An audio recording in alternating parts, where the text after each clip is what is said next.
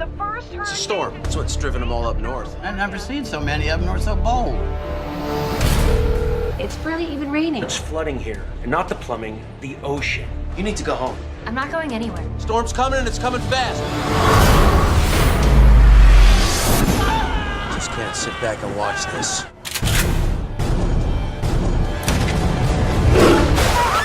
Tornado's heading towards the airport. We need to destroy it before it gets to them.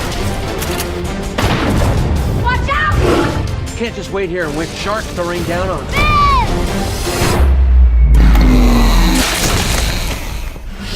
We're gonna throw bombs into the tornadoes. It's too dangerous. Too many of them. We're gonna need a bigger chopper.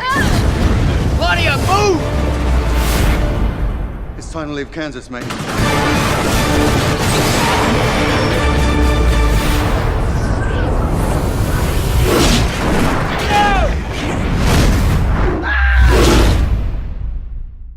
I'm not touching it. I'm not touching it. I'm not touching it. I'm not touching it.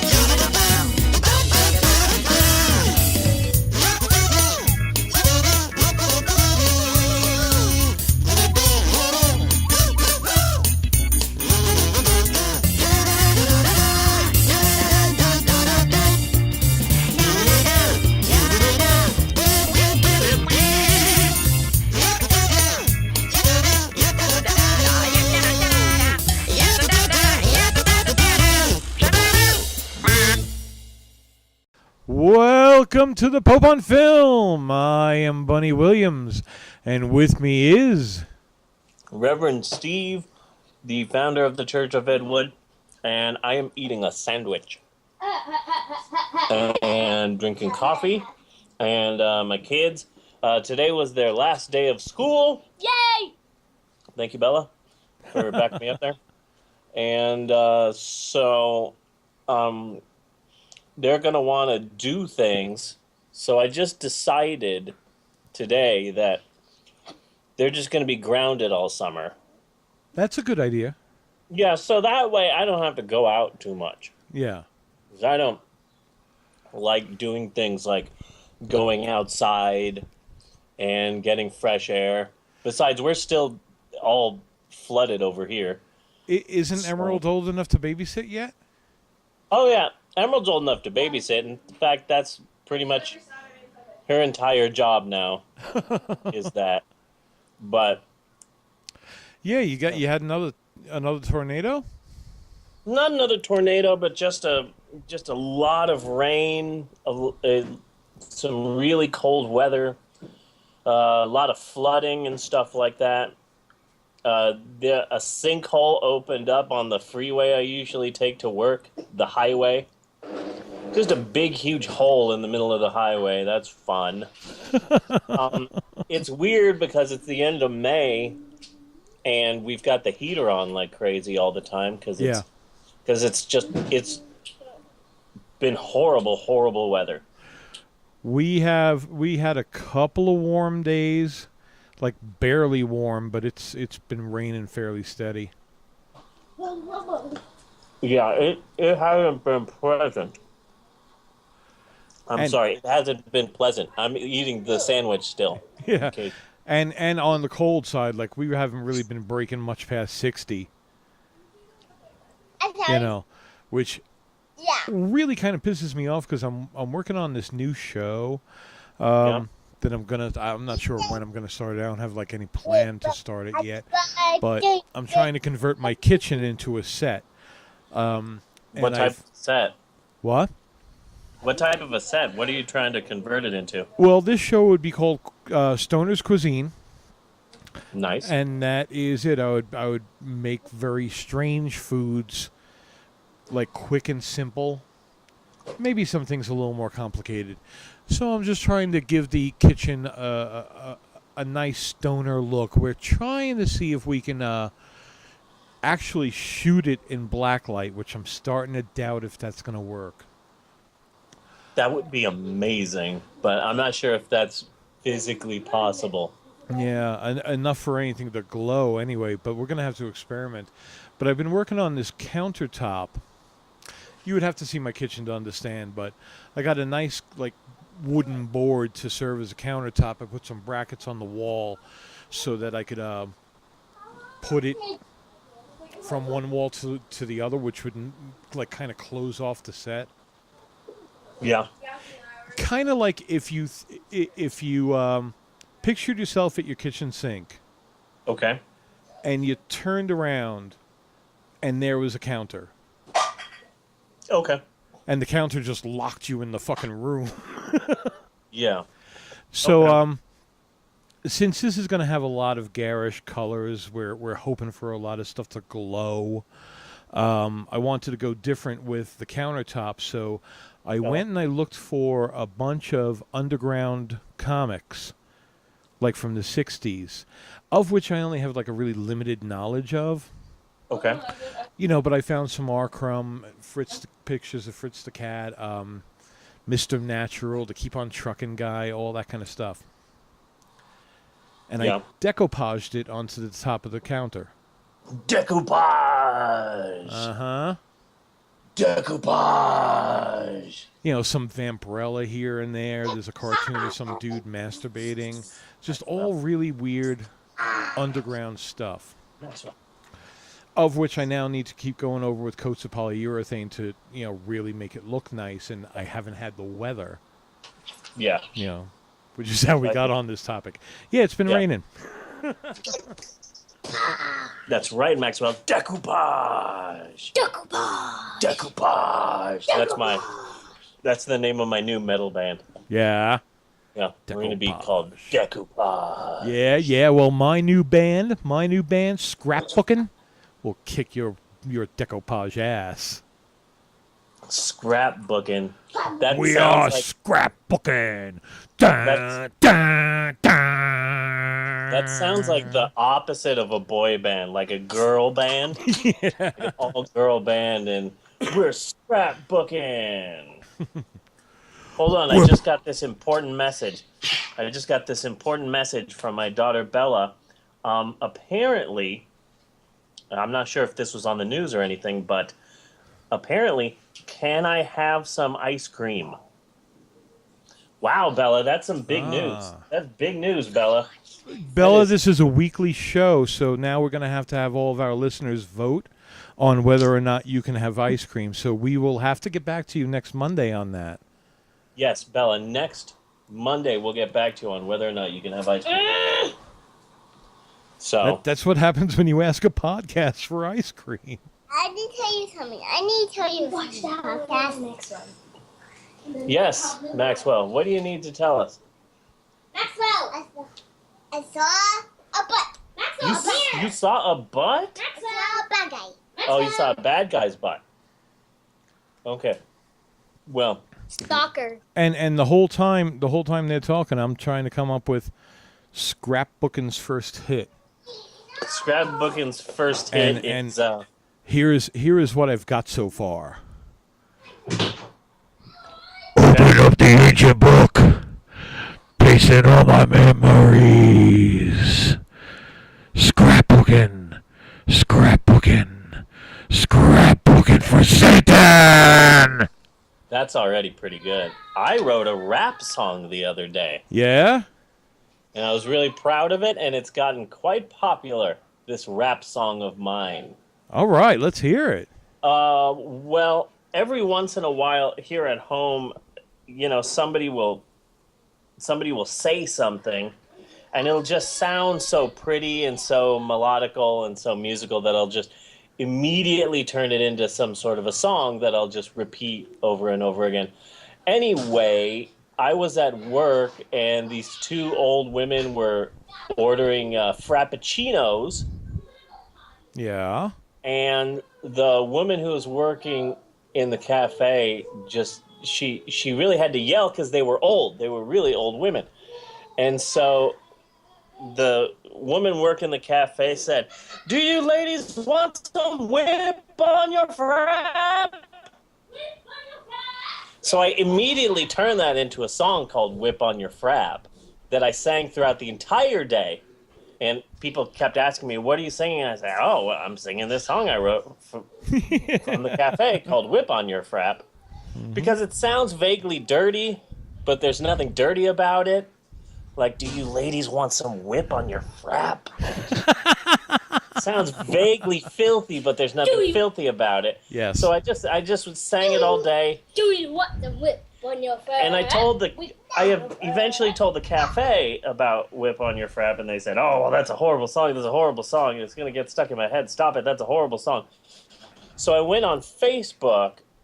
There's a specific group dedicated to the employees who work for this company, and I posted my song, and it really took off. And I was getting messages from like, "I'll have you know that all of us here in Tennessee have been singing the song, and I taught it to my cafe here in Alabama, and they love it. They've been singing it all day." And so it's really spreading. It's a wonderful song, "Whip on Your Frap."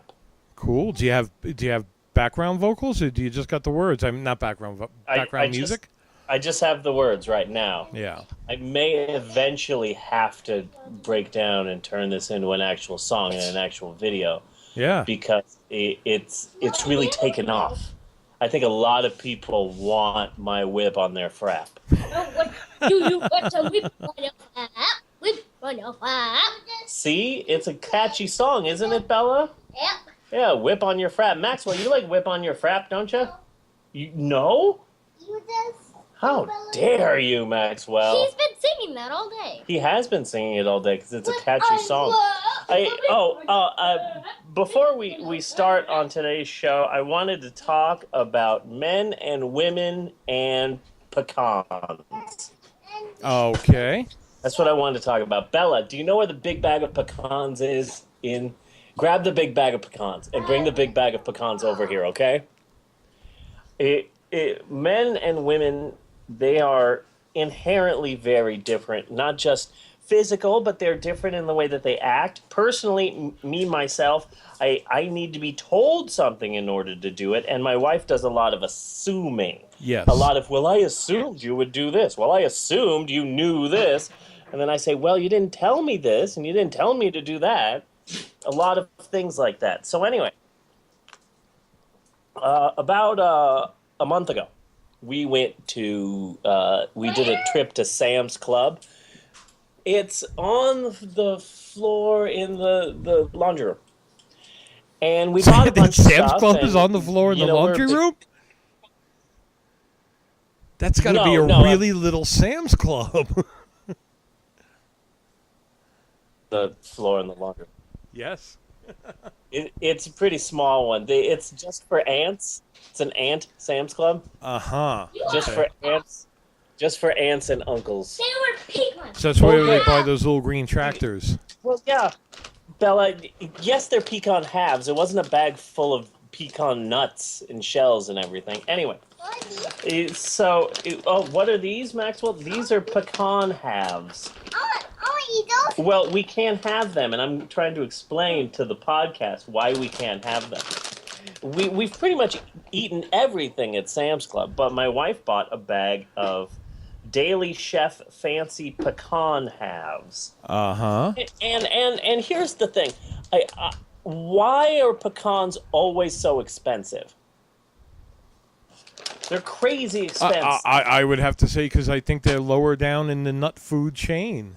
Well, because I'm in Oklahoma, I met a guy, and he was a pecan farmer. Okay.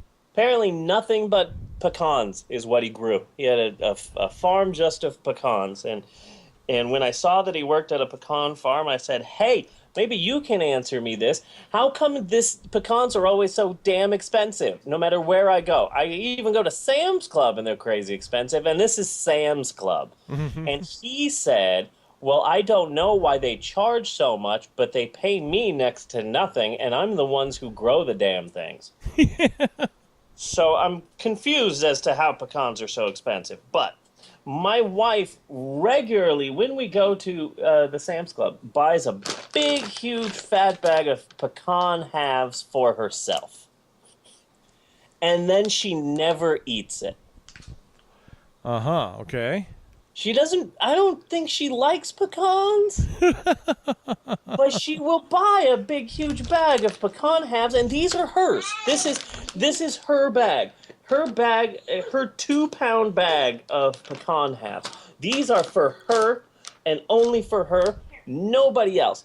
But she will not eat these at all. Okay. It has been gathering dust in the closet for a month now, and they have not been opened yet. Because she does not want these. She only buys them, and I honestly and sincerely believe this, she buys these as a test. I don't know. I'm getting a different picture here. I'm picturing her like snapping awake in the middle of the night and going, "Do we have pecans?" And just going over to the closet and looking like, "Oh God, thank God we have pecans," and then just goes back to bed. Maybe it's like the Undertaker and his urn. Maybe the pecan halves are what give my wife her power. I never thought of that. Possibly. But she knows I love pecans. Yeah. But these are hers. She will never eat them. But these are her pecans. And the moment I open this bag up, she will get really upset because these are her pecans. But if I do not open them, she will never eat these. We could have this bag of pecans for 20 more years, and it will never be opened because she doesn't want them. But if I waited 20 years and then opened them up, my wife would go nuts because I opened her bag of pecans. There's something really weird about that. I texted her a few hours ago and asked her, oh, wait, did she finally get back to me? Because I asked her. Oh, there you go. I texted her an hour and a half ago, do you buy bags of pecans just to test me? And she just answered with, maybe subconsciously. Okay. Well, see, there you go. I was onto something this whole time. Because I love pecans, but I can't open them. It's like a test. It's like a test. It's my own. Personal. Like Garden of Eden. Yeah. It's like you can have anything in the house, just don't have the pecan halves. They are mine. It's very frustrating. I just wanted to talk about the pecan halves. Yeah, but you kind of put me in the position of having to play the Satan role in this. Yeah. Because I bet you they look good. They do. They look so good. They're yummy. I like them. So I have a small thing I want to put out to our listeners so they know. Yes. You know, we've been kind of kicking back and forth contest ideas and things like that. And I noticed quite a few people are tweeting and liking and retweeting and things like that, the posts that we put up. Yeah. So here is the contest idea. Okay. Each I'm listening. week, I will collect up all the names, you know, who retweeted what, who mentioned what, who liked what, who shared what, you know, who commented on something related to either the Pope on Film or Bob's Dirty Shorts. And at the end of each week's show, we'll have a little drawing. Okay. And whoever wins the drawing will get a copy of the DVD, two-disc DVD of Bob's Dirty Shorts. I think that's a good idea. And if you like something twice, your name goes in twice. If you like it and share it, any of the positive things that you might be able to do for the Pope on Film or Bob's 30 Shorts gives you one entry into the drawing. That sounds good. Only thing about that is that unless you email me and let me know, and you can do that at Pope at undeadcow.com. Yeah. I'm probably going to miscount. Okay, so to ensure accuracy, when you've done your tweets, blah blah blah, drop me a line, let me know. Okay. So there we go. That should be some fun. I think that people can get behind that. Yeah. Yeah. Yeah. No, I think that's a good idea. Did you do your homework this week? I did. I actually wound up watching it 3 times. Yeah? Yeah. I watched it with the kids because I remember watching it on when it first showed up on the USA Network and remembering it's like, okay, well, they're kind of abridged versions of these bad movies and, blackbarring a bunch of boobies, so I think it'll be fine. And Bella certainly liked it. Maxwell didn't particularly care, although he did like it whenever there was a monster. I like to see things done really cheaply and have them kind of get away with it. I mean, you build a decent looking set, you get a B or C list celebrity, and show public domain shit. I mean, it really looks like they were just like, Sandra, just show up. Yeah, pretty much. I liked seeing Froud Ramses' eyes in the opening credits. Proud Ramses. 3 times, I think I missed that, though. Oh, yeah? No, his eyes appear in the opening credits. It was very nice. I liked that. I liked... and actually near impressed with the look of the mummy in The Curse of the Aztec Mummy. Yeah, that was nice. That was nice. I mean, he still couldn't act like shit. He kind of just shuffled along, but his face looked amazing. Oh, yeah. I will say, though, that never particularly cared for Sandra Bernhardt. Yeah, I mean, I'm just not exactly sure why she's famous. As far as I know, she's just like a fairly talented stand-up comedian who gained prominence by dating Madonna. And barely does stand-up.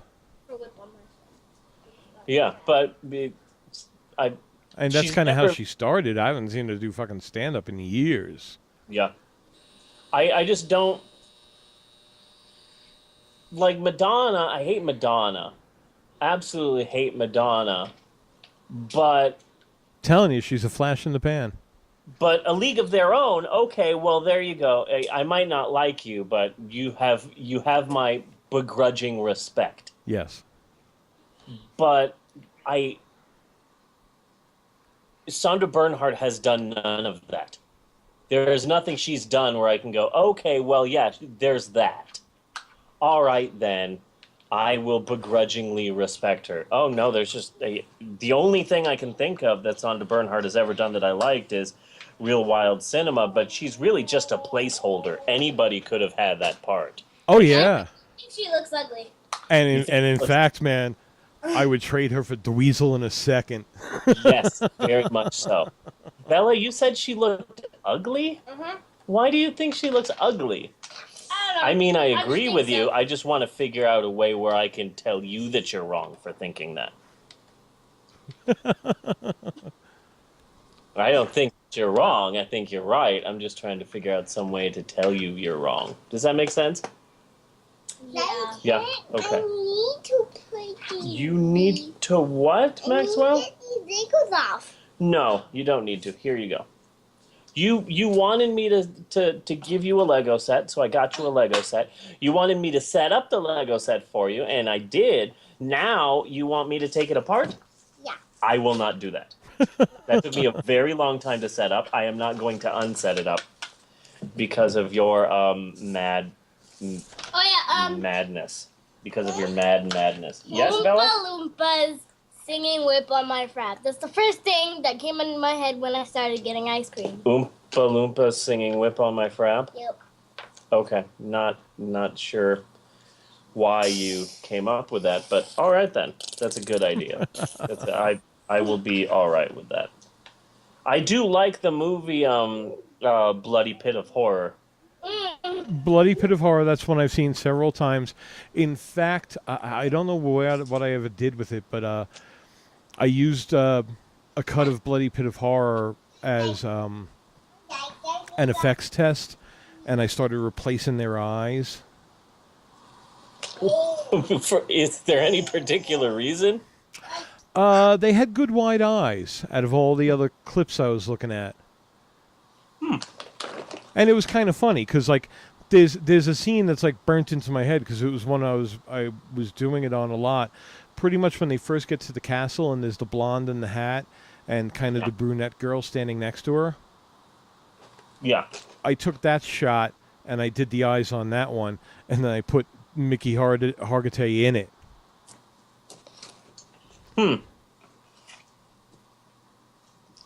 I like that movie. I like her daughter. I like his daughter. It's fun, but every time I look at him, it's like, are you a superhero? I'm not really sure about this whole outfit you got going on here. That's a pretty awesome outfit. That is a pretty awesome outfit. But it is. It is. And a fine specimen of a man. But it's not instilling the fear he seems to want out of it. Yes, that I can agree with. It's not a scary thing to look at. No, it's a bit too fabulous. It's a bit too fabulous. Exactly. He is showing off those washboard abs of his. Yes. Yeah.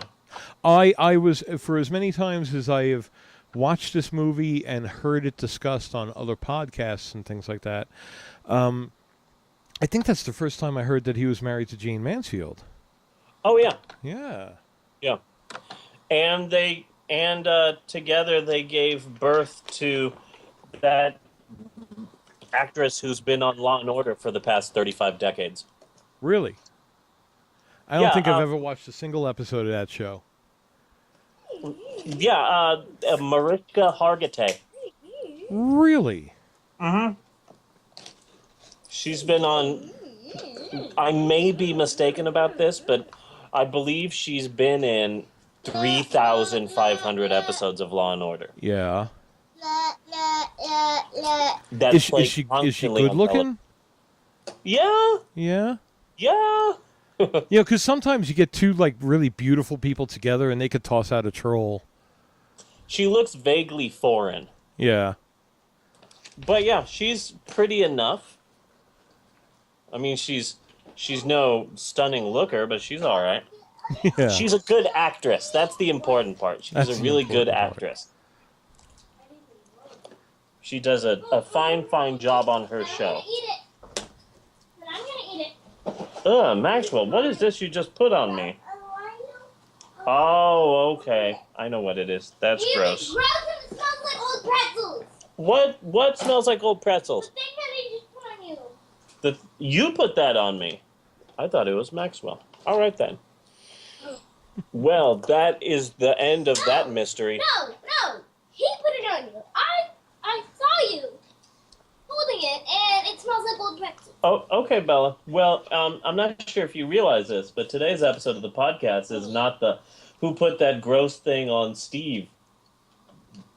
It's actually, we're going to be talking about a movie. That's your fault because you got it for him. Okay. All right, then. These kids are taking over my podcast. They are. It's cute, and it's also infuriating. Yes, and Infuriating. we might have to light them on fire. Kids, you heard the podcast. Maxwell, I'm going to have to light you on fire. No. Ooh, you got really upset. We should really wait till next Monday so Bella can have ice cream before we light her on fire. Yeah. Here's your last scoop of ice cream. I liked Real Wild Cinema. Real Wild Cinema came out at the right time for me because I was in high school and I had become obsessed with bad movies and stuff like that. They also had a short-lived magazine. I'm not sure if the TV show was based on the magazine or the magazine was based on the TV show, but I think that this TV show was just an extension of the magazine Real Wild Cinema. Yeah. I would absolutely love it if we can cut out all the Sandra Bernhard parts. Yeah. Except for where she talks to Dweezil. Yeah, they would show it really late at night on USA, and I would stay up for it, and it was a damn good... It was a nice education for me. Yeah. It was a nice education into bad movies and stuff like that. There was an episode where Russ Meyer was on. Yeah? And they interviewed him. Connie Mason was on an episode. I might have to look for the Russ Meyer one. I have yet to watch a fucking Russ Meyer movie. I don't know why. Yeah. It's pretty bad. Most of his movies are pretty damn bad. Fairly horrible. And when I was a kid, I had an absolute crush on the newspaper ad for Beneath the Valley of the Ultra Vixens. Yes. Oh, I was in love with the ad. So I'm going to have to track that one down one day. Yeah, see if you can find it, put it on the Facebook page. Yeah. See, that'll be a nice little tie-in to the episode. I'm trying to think in terms of corporate synergy. Corporate synergy. Corporate synergy. Do you know what that is? I've heard the term. Sounds like kind of a bullshit thing, like... Yeah, I'm pretty sure it is too. I don't know what it means, but it sounds really good. Oh, wait. There was also the pilot of the show, Real Wild Cinema, was very different than what they ended up going with. The original pilot for the show had Sandra Bernhard as a superhero in this penthouse, and David Carradine was in it, and USA really hated it, and they never aired it. Yeah. So, but that penthouse that she does her show in, that was the home of her superhero character that would host this weird show.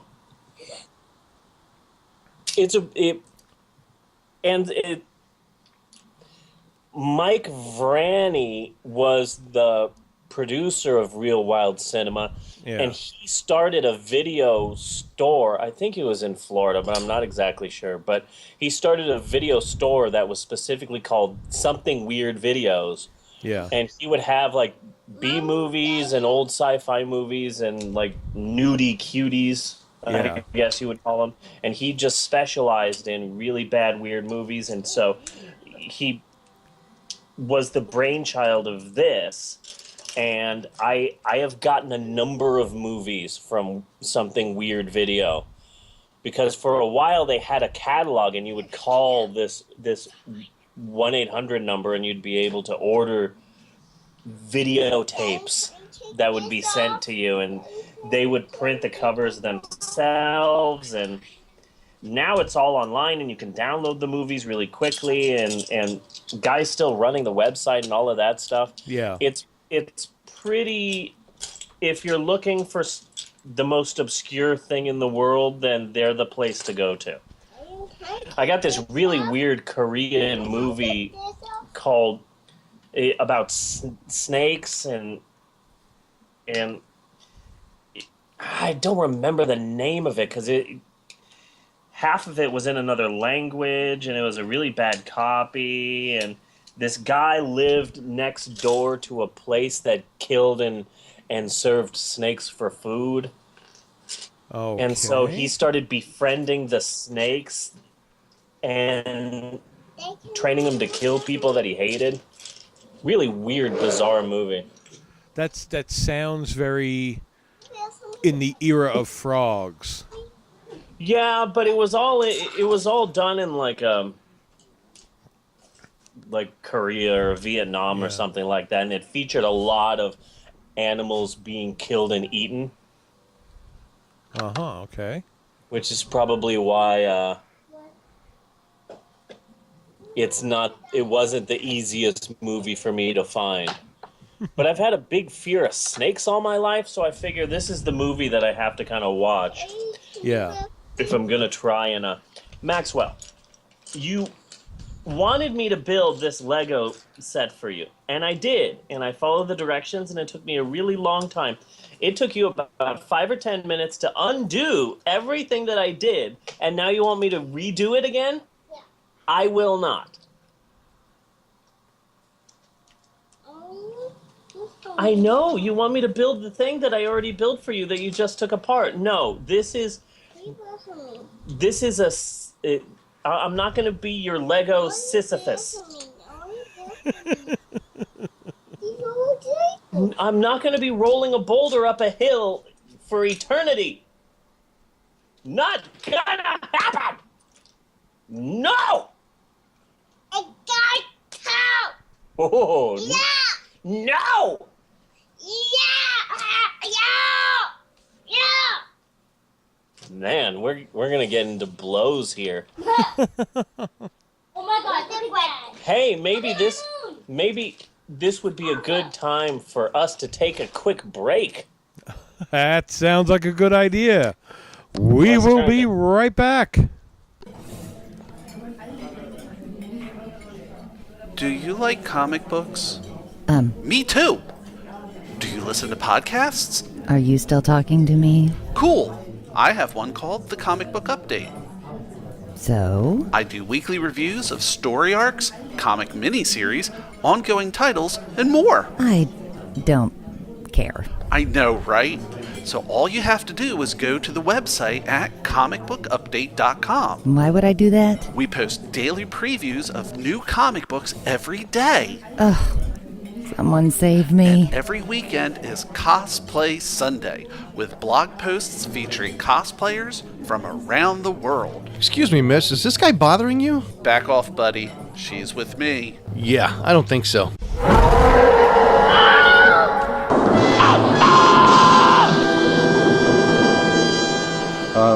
Sorry. Nerd rage. Oh, yeah. So check out the Comic Book Update at comicbookupdate.com, as well as on iTunes, and stream it live on Stitcher. The Comic Book Update, the antidote for nerd rage. Welcome back to the Pope on Film. I am building a Lego gun for my son because we're in Oklahoma, and that's just what you do. You have a gun. You have all of the guns. So I am building a gun for my son. Here you go. What was that? Did I have toy guns? I had cap guns. They don't make those anymore. No. I don't. I built you a little gun. Look, pa-choo, pa-choo, pa-choo. Lasers. It shoots lasers, magical lasers. It turns all things into candy and poop. I want to build you a spaceship. Oh yes, build me a spaceship. Make it nice. Make it have 35 floors. It was kind of funny. Just a couple of years ago, I was in Walmart for something, I forget what, and I was looking around, and I was like, I need a toy gun. You know, just a nice-looking toy gun, something I could use as a prop in short films and things like that. Yeah. Not a toy gun anywhere. Yeah. And I move over to the next section of the toy section, and it's the sporting goods, where I was able to find an airsoft Sig Sauer P238, I think it is. An exact fucking replica. Yeah, but no toy guns. No. Yeah. No. Bit This crazy. fucking thing's got a clip and everything that you can eject. Yeah, toy guns, those are dangerous. Now, real guns, yeah, sure, no problem. But toy guns, no, those are unsafe. This was still a fake gun. You had to move down the counter a little further to get to the real guns. YouTube. But I don't want a real gun, you know. Yeah. Yeah. I was talking with my wife about marijuana. Yeah. This morning. And pot, to me, is always a good idea in theory.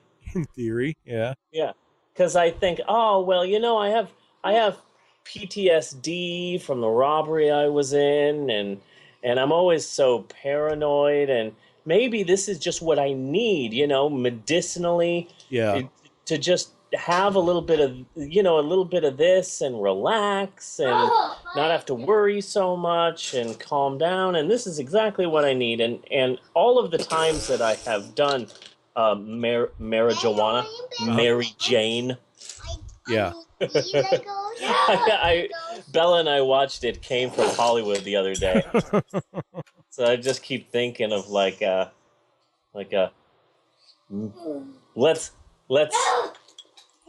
blast a joint. Yes. Cat. Let's turn on. Yeah. No one says, let's go smoke a marijuana cigarette.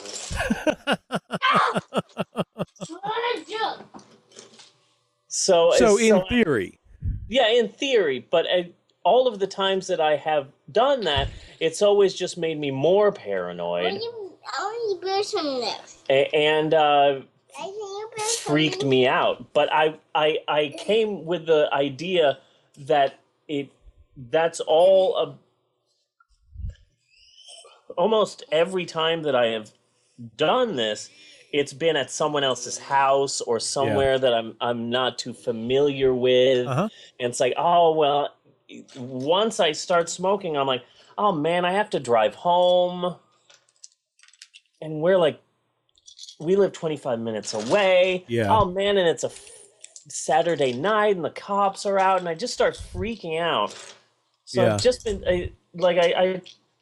I told Natasha today, it's like, if I just did it at my home, then it would probably be a much better experience. Yeah, if you had yourself a safer environment without as many unknowns, when you're in a state where the world looks different, you know? Yeah. But if you're home and you're high and you know where the cookies are and they're your cookies, or pecans. Goddamn pecans. Goddamn pecans. Not allowed. I am going to build you the spaceship, okay? I'm going to rebuild it all over again, okay? Already built this, building it again, okay? I'm building it for you right now. And I'm really excited about that. Really excited about the idea of just building this over and over again all day. This is what I wanted to do. All day is just build the same Lego set over and over again. Really psyched, Maxwell. Thank you for the opportunity to do the same Lego over and over again. I'm really excited about doing the same. I can tell. Really excited about this. So, but anyway, you know I'm a fan. You know. Yeah. No, I do. Yeah, you know I'm a fan. But again, I'm sitting in my own living room. I'm talking to a friend. All my stuff is here. You know, so I don't feel that paranoia. And I've also been smoking. You know, I've also been smoking a bit. I've had my card for like a year and a half. You know. Yeah. so I don't get as paranoid anymore. Yeah. Still can't drive. The one thing that I'm really excited about the possibility of the legalization of marijuana is every time that I've been with someone who's been very pro marijuana. Yeah. The acquiring of the marijuana always required us to go to some sketchy apartment. Yeah. And hang out with some sketchy dude and pretend to be his friend for a while. Mm-hmm. Until we acquired the actual thing. And I think that marijuana should be legalized so no one has to go through that again. It's like we as a society could very possibly remove the existence of drug dealers, and that's wonderful. Oh yeah, that's fucking wonderful. I remember we have an excess of tax fucking money in this state. Okay, we have an excess, like a large excess that they're trying to figure out what the fuck to do with. Wow, that's wonderful. And they kicked all the citizens back a little bit on the taxes. Not a lot. We got like an extra $7, you know, but. You know, there you go. Not only that, but crime rate dropping by a great deal, and not all drug offenses. You know, so like violent crimes, domestic violence, things like this are going down. I'm not, you know, I'm not like an activist or anything, because that requires me like leaving the house and shit. Yeah. Carrying a sign. That all sounds horrible. Yeah, but I'm not seeing a downside here at all. Yeah. Man, and especially since, like, you know, you start drinking, you know, chances are good you're drunk for the fucking night. And the longer the night goes on, the drunker you get. You know? You smoke a joint, you go up, you come down, you're down in about 2 hours, 2.5 hours. You can get on to the rest of your life. God, that just all sounds wonderful in theory. But also, I was also, you know, because my wife and I talked about it for a while, and it's like living where we live now. It's like, oh, well, we can't think of whenever the last time was that we had pot in any format. So, you know, we are such different people now that for all I know, I could, you know, sit down and do this and not freak out like I have in the past, you know? Right. It also depends on, like, how far in the past are we talking about, like, late teens, early 20s. Not the best time when you're worried about being cool and popular and you're still trying to get girls and things like that, you know, and you're stoned out of your mind in somebody's basement. Somebody you barely fucking know. Yeah. Barely fucking know. Oh, yeah. When I was younger and I smoked, I used to get really pretty paranoid. Yeah, no, probably the last time I did was, I don't know, maybe like 6 years ago, something like that. Like a really long time. Whoa! But it's got to be a completely different experience now than whenever I did that last time. Yeah. For all I know, it, you know, might actually be okay. This is what I've been thinking about today. This is what I was thinking about during my daughter's very long award ceremony. Okay. Mine! Yes, yours. I'm talking about you, Bella. She had no. Yeah, it's the end of the school year, so a lot of awards to go into award ceremonies and stuff like that. Today, they were just giving out a bunch of awards completely randomly to a bunch of children. Completely, absolutely 100% randomly. It was very frustrating.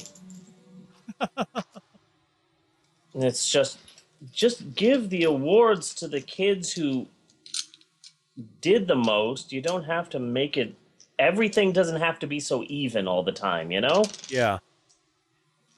Anywho, my daughter won a thing or two. I was, but now don't belittle her successes. Yes, no, I was just trying not to live tweet the entire event like I like to do. I've been live tweeting a lot of the things. I live tweeted my daughter's graduation from junior high school. Yeah. I live tweeted my daughter's graduation from 4th grade into 5th grade. Is that right, Bella? Yeah. So, and it's been a whole lot of fun live tweeting these events. But this one I said, okay, well, I'm going to actually try and focus on this and not just rack up Twitter hits by how much I love making fun of my children's events. So I did all right. Oh, yeah.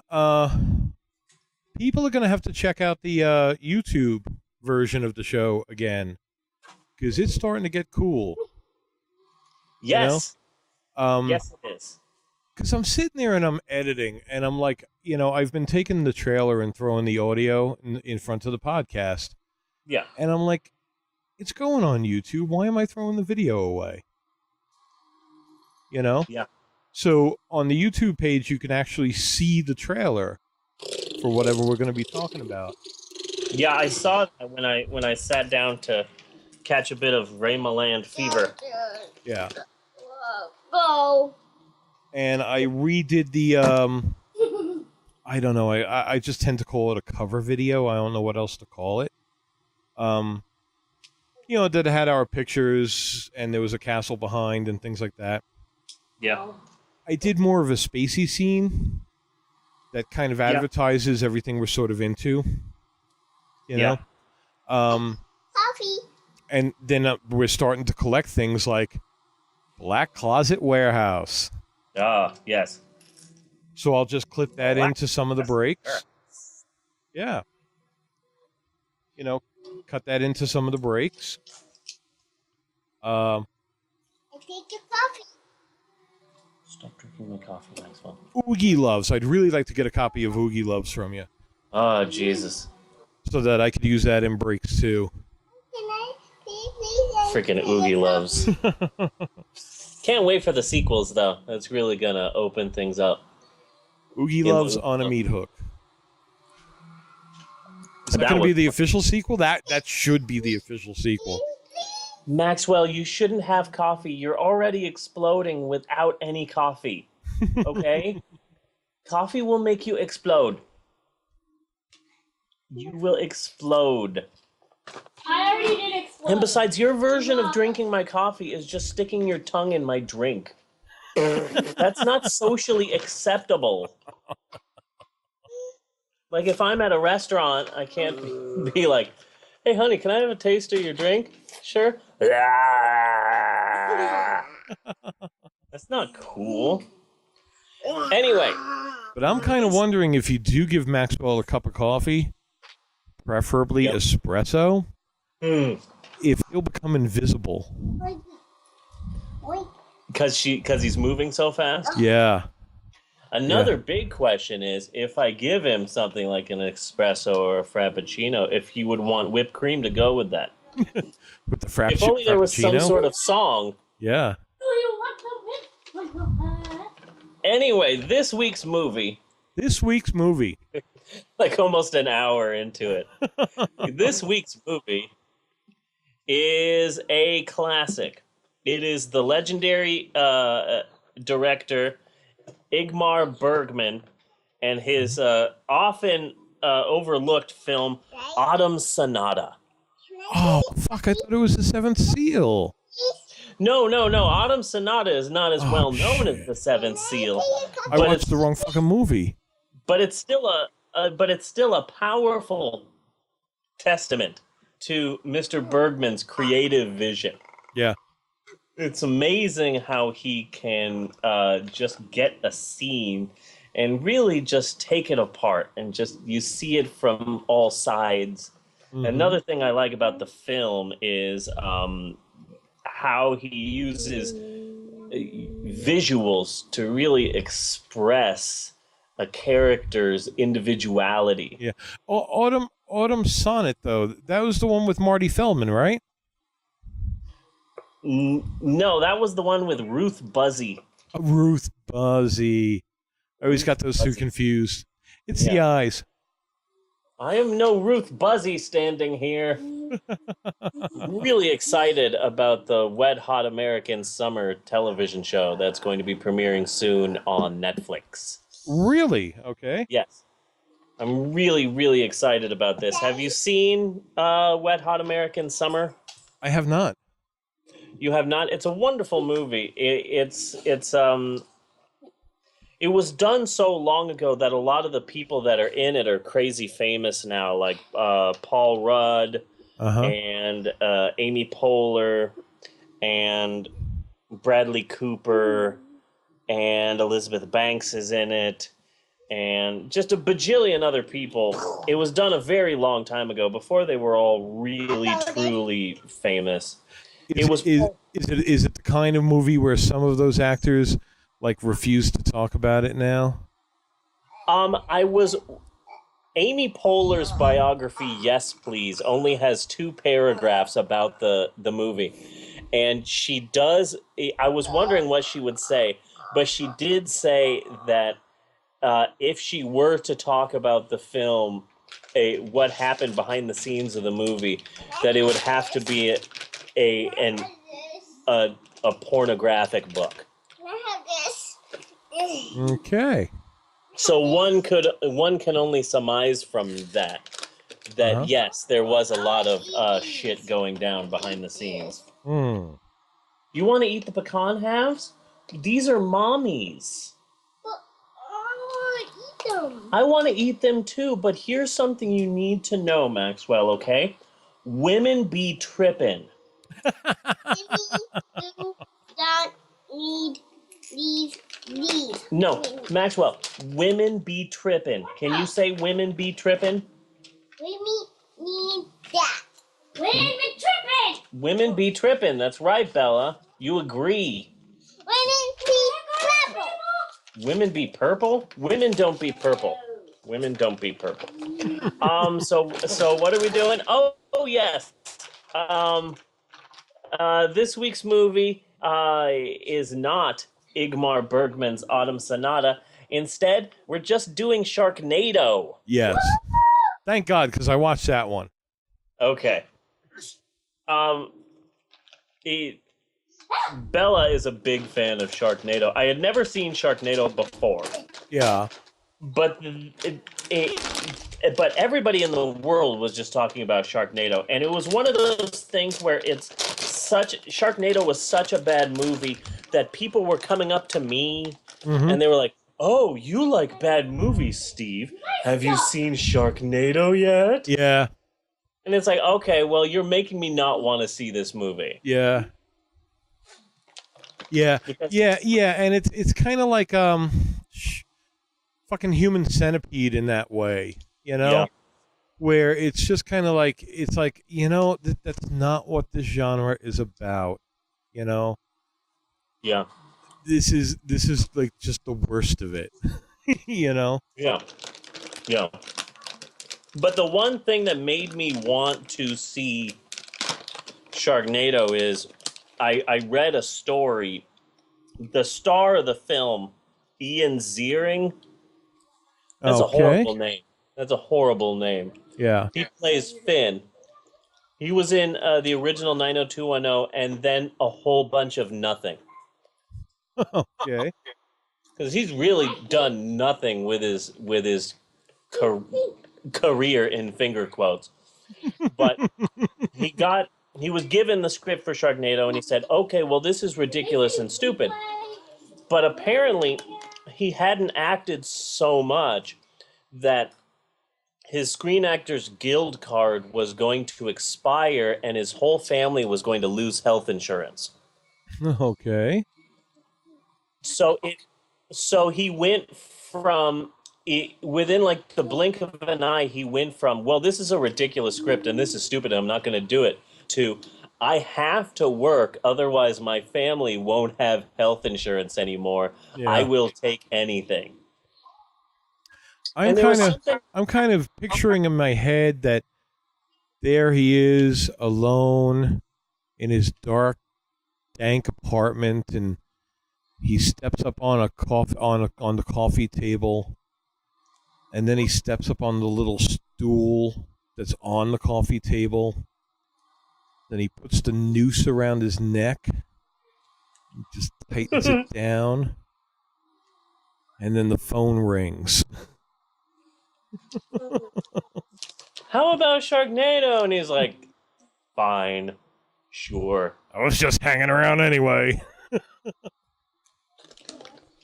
But there was just something very sad and heartfelt and earnest and kind of like lovingly pathetic about that story. Yeah. And I just kind of went, oh, well, he didn't want to be in the movie, but he did the movie just for his family and his wife and his kids. Yeah. And then somehow the stupid movie that he didn't want to do becomes a success. And now he's doing a second one and a third one. It's like, oh, well, good for him. This is like, it turned the stupid movie Sharknado into kind of like a human interest piece, you know? Yeah, you know, what I really personally have to say about that, okay? And coming from my heart and deep down inside, just fuck him, okay? Fuck him. I mean, when you don't have insurance and the bills are fucking piling up, do you get to jump out of the house and just go be in a fucking movie? No. No. We get called moochers by the fucking government. Right. I just love the idea. Him. See, I think it's sweet. But that's what made me want to go see the movie. But then I said, okay, well, should I download it? Should I wait till it's on Sci-Fi? How should I see this? And I'm like, okay, well, I'm not going to worry about it. When I see it, like when the time comes for me to watch this movie, I'll know that it's time for me to watch this movie. And the time came because they, the Riff Tracks people, Mike and his pals, they did a live riff track of the movie that was simulcast in theaters nationwide. And I went with my friend Allison, and we had both never seen Sharknado before, and it's weird because it was one of those films where it's like, oh, this is horrible. Bella's gonna love this. That was the thing that ran through my mind was, oh, this movie is horrible. This movie is really, really bad. I can't wait to see this with my daughter.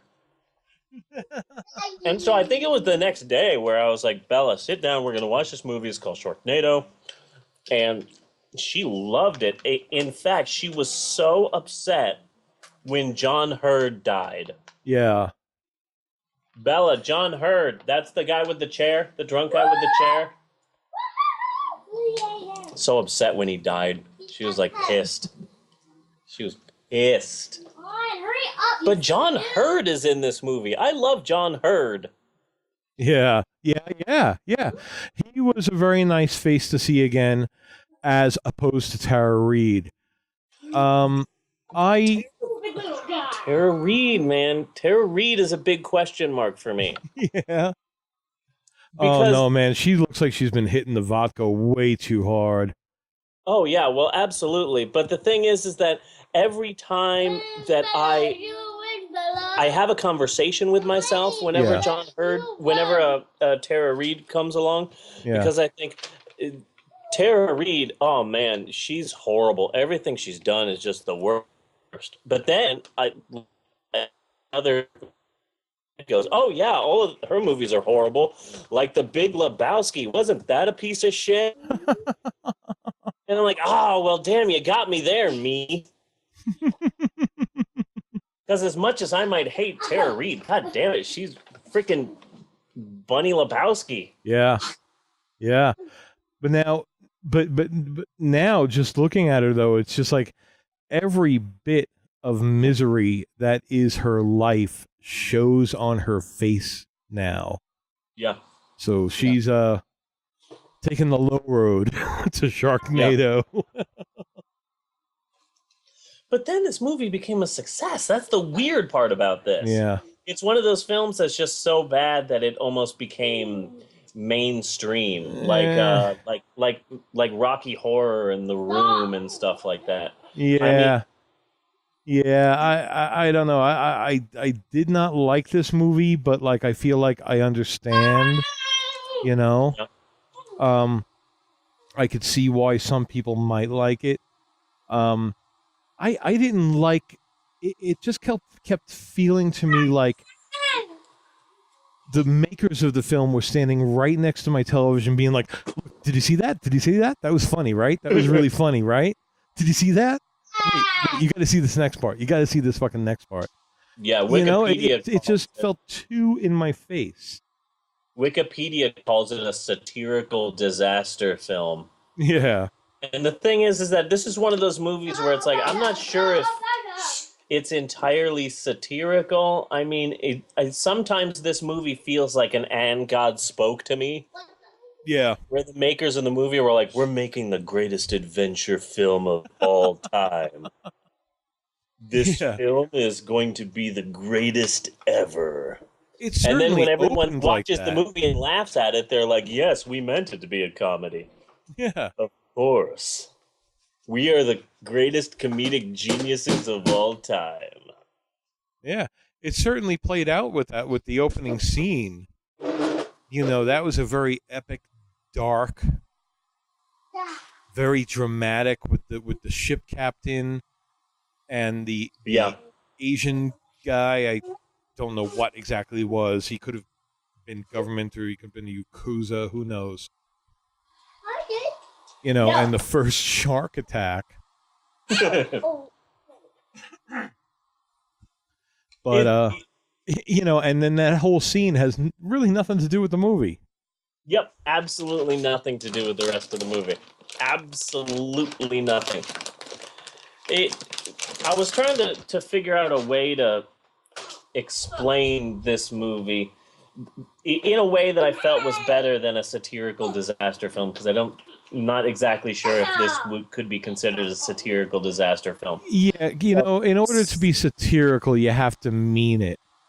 Yeah. You know? So I thought maybe like a modern-day Jaws ripoff or a modern-day Frogs or just one of those crazy Animal B-movie sort of a thing. Right. But I have a list. You have a list, all right. Yes. A list of vaguely obscure crazy Animal B movies. Those sort of Mother Nature monster films. Mm-hmm. I have a list of 10 movies. They're not that well known. And some of them are some of them I've seen, some of them I've heard of, yada, yada, yada. But I have a good list here. Number one on the list, completely random. I have numbers to them, but it's completely random, the list. Number one is a movie from 2006. It's called Black Sheep. Have you heard of this? I have heard of it. I have not seen it. I get the point. Yeah. New Zealand gore fest featuring killer sheep. Now that might be a satirical disaster sort of a film. It's definitely more tongue-in-cheek than Sharknado. Sharknado is just... there are times when this movie is too serious. Sharknado is too serious at times. But Black Sheep, a very gory killer sheep, that one I have seen, and it's pretty amazing. Number two, Squirm, 1976. Squirm. A lot of spaghetti on that movie. Yeah. Mystery Science Theater does a version of it, but it's a very tame made-for-TV version that they do. Yeah. It's definitely worth a... Maxwell, come here. What happened? He stepped on a Lego. You stepped on a Lego. Oh, no. Do we have to cut off your foot? No. I will cut off your foot if I need to. Oh, I'm sorry. Yeah, stepping on a Lego is the worst. You know, next to testicular cancer. But sorry about that, Maxwell. Sorry that you stepped on a Lego. You know what you should do? What? Pick up your Legos. No. No. This is... Your pain is a lesson to us all that we should all pick up Legos when they fall on the floor, okay? No. You don't want to clean? You want to keep stepping on Legos? No. Well, then you need to pick up after yourself. You got to pick up your Legos. No. So Squirm. Squirm. Electrified carnivorous earthworms. Yes. Good movie. Good movie. Number 3. That was one of those movies where the commercial, like I was really young when the commercial would be on TV, and it scared me. I wanted to see that movie. Yeah. And then I finally saw it, and I was like, ah, shit. Yeah. Yeah. Number 3 is one I wanted to talk to you about because I actually found this for free on the internet, and I thought it might be worth a watch. 1978's Piranha. Piranha. Right, we talked about that a little. Wasn't that James Cameron? No, it was Joe Dante for Roger Corman. It was Joe Dante, okay. And I did find it for free on the interwebs. On the internet, if it is something that we might want to watch more of. We could do that. Is the remake on Netflix? I don't know. Let me Because that's another thing. Let me look. That's another thing that I always wanted to do is watch an original and watch a remake of something. Well, we did that with Bucket of Blood. Yeah, and that was fun. Yeah. That was extremely fun, but I've watched the original Piranha like 2 or 3 times, but I never watched the sequel. And if I'm not mistaken, it was fairly popular too. I mean, they at least made a darn sequel for it. I know that. Yeah. No, it doesn't look like it's on the Netflix. No, it doesn't. But The Boy and the Pirates is. How about Ice Pirates? Ice Pirates should have come up. No Ice Pirates? Ice Pirates was on here. Yeah. But yeah, it doesn't look like it's on there now. At Ally Bank, no branch just equals great rates. It's Stop it, ad. fact, kind of like office meetings. Is this ad from you or is it from me? Damn It's ad. from you. God, I hate it when ads just sneak up on you like that. The world is getting to be like Minority Report. Right? God, I hate that. Oh, I hate that. I hate that. I hate that. Okay, back to the list. Number 3 is 1980s Alligator. Alligator, okay. Giant alligator from the sewer. It was directed by Louis Teague, who then went on to do Cujo. So it's almost like he made an animal B-movie parody, and then followed it up with an actual animal B-movie serious horror movie. Yeah. But now you're pretty much listing all of the Jaws ripoff movies. Yes, very much so. Yeah. Yes, very much so. Wait, that was number 4. Okay, number 5, Slugs. Slugs. 1988, Slugs That Eat People. It was a Spanish film that was apparently based on a novel. I can't imagine that someone wrote a book that was based on slugs. This is weird. Number 5 is Willard. 1971 and 2003. The original one had Ernest Borgnine, and it was Elsa Lanchester's last film. She was the Bride of Frankenstein. Yeah. But reboot had one thing that is amazing, and that's Crispin freaking Glover. Oh my God, I love that movie. I really do. And he is so insane that he just breathes life into so much. Mm-hmm. He is just a crazy, crazy, insane man. I liked the original Willard, but then Crispin Glover just blew it off the fucking top, man. Yeah, Crispin Glover, man. And I hated it at first. The first viewing of that movie, I just hated it. I was like, what the fuck is he doing? This is ridiculous. And then I went back and I watched it again. And I was like, no, it's actually genius.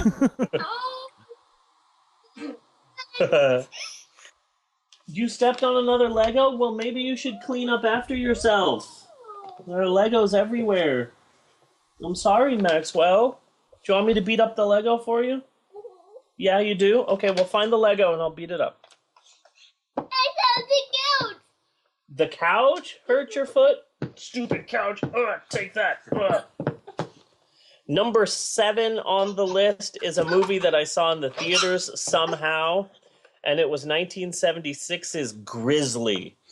Grizzly. I saw that in the theaters as well. Some of these... I like Grizzly. I like Grizzly, too. Some of these other films are just like, okay, well, Squirm is kind of sort of a Jaws ripoff, and okay, Slugs is kind of a Jaws ripoff. It's kind of a parody. Are you a woman in the Utah area looking for ugly clothing? Then stop on down to the Black Dress Warehouse. We are Utah's leading supplier of black or dark gray dresses. Do you want to look like a housewife? Do you want to look like a woman who is suffering depression or is possibly mourning the loss of a loved one? Or perhaps you're a woman being haunted by the grim specter of death. If you are, then come on down to Black Dress Warehouse. We sell black dresses, and that's it. Off of Route 9 and Main Street, Black Dress Warehouse.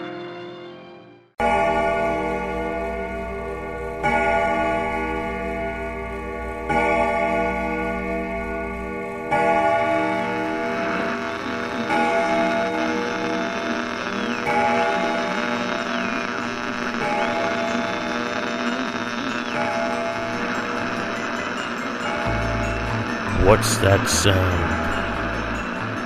Coming to you through the electric mist, it's the Midnight Cinephile, with new episodes every Wednesday night.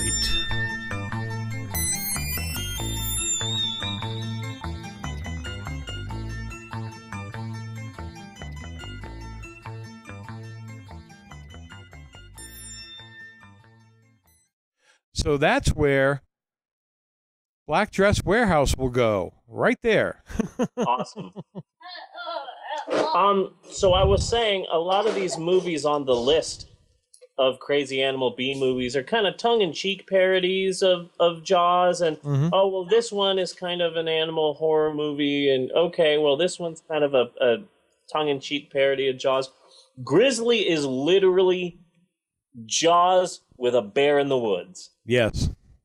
It is just a literal, just 100%, like, we're not going to hide it. This is Jaws in the woods. And they're playing it straight. Yes, they are. It is amazing. I saw Grizzly during an all-night movie marathon in Sacramento, California. And it was movies from like 7 p.m. to 7 a.m. or something like that. Yeah. And that was the first movie, and the theater was just packed, and everybody was screaming. And by the last movie, which was some really bad William Shatner piece of crap, people were just dead and asleep. And Kingdom of Spiders. Yeah. It wasn't Kingdom of the Spiders. It was some other, like, weird drama horror movie, really bad. Okay. But number 8 on the list This one I had not heard of, but it's from 1984, and it's called Razorback, and it's about a giant man-eating boar.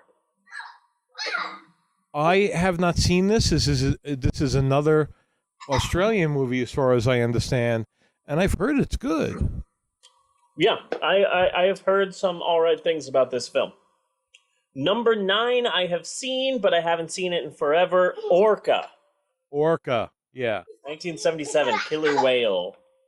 Yeah, but that also had a bit of a Moby Dick twist to it. Yeah.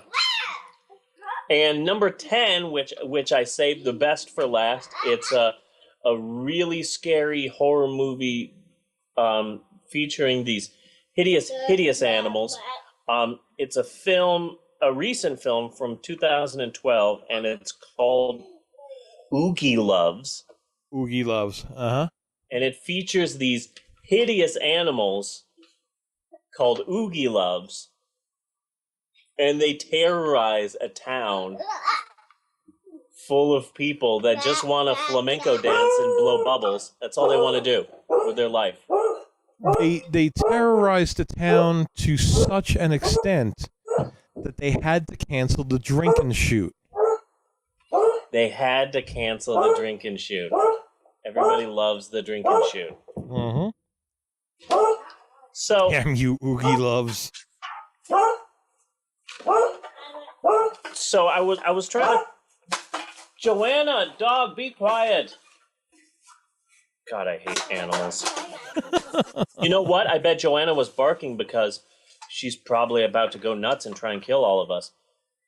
Emerald, do you have the shotgun? Just in case. Okay, good. Emerald has the shotgun. Ah, good. I was trying to think of a new Animal B movie that we could make that hasn't been made yet. Yeah. And Bella had the idea for scientists find a woolly mammoth frozen in the ice, and they melt it, and it Captain America comes back to life and destroys a town. Okay, yeah. Woolly mammoth. That hasn't been done? Hasn't been done. I thought that was a good idea. My idea was for a killer man-eating sloth. Man-eating sloth. But here's the thing. Sloths move slow, yeah. So it attacks an old folks' home. Killer man-eating sloth attacks an old folks' home. So the old people are trying to run away from it, but they're also moving slow because they're old. Yes. So then Bella got a really good idea. She said, what about squirrels? And I said, well, that's a good idea, killer squirrels. But then I said, just to be safe, I'm going to Google this, because who knows nowadays, because there are so many bad movies being made every second. Yeah. So I Googled it, and there is a horror movie that is being made right now. It's called Squirrels, and it's directed by Timur Bekmambetov. He's the guy who directed Wanted and Abraham Lincoln Vampire Hunter. Uh-huh, okay. And in 2013, he started the horror film Squirrels, and he released a teaser trailer. And it's just this young little girl and a grandma, and they see a squirrel, and they feed it, and the squirrel just goes nuts, and the trailer ends with a little squirrel in the trees, and it's munching on a human finger. Yeah. And nice. The preview trailer came out in 2013, and I have not been able to find any more information about this film. I haven't found a release date. I haven't found any information other than this teaser trailer from Timur Bekmambetov. I'm just going to call him Mike. That's easier. I haven't heard any more information about Mike's squirrel horror movie that's just called Squirrels, but apparently it is coming out. Killer Squirrels. It's crossed my mind. The squirrels in the local parks around here are incredibly friendly, and I have a lot of footage of squirrels. I also have a lot of footage of deer. So maybe we could do deer.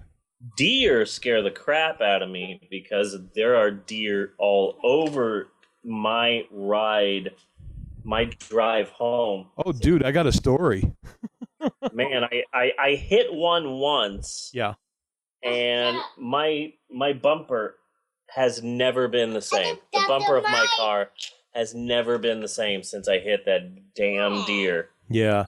So since then, I've just been the most paranoid guy driving home late at night. Maxwell, stop dropping the mic. Maxwell's dropping the mic because he's a rap superstar. I dropped the mic. Yes, we know you dropped the mic. When I was living in Binghamton with my first wife, Binghamton, New York, where most of the Twilight Zones take place, by the way. We were living in this apartment that was kind of like a split level, so like we were half underground, so like from the outside, the windows like come up to your knees, that kind of a thing. Yeah. Okay. And we were working night shift, and it was dark, and me and my wife were in bed. We were asleep before we had to get up for our shift. And a fucking buck crashed through the window, landed on us in our bed. What? Uh-huh. That is insane. I still have the newspaper clipping. Wow. Crashed through your window. Mm-hmm.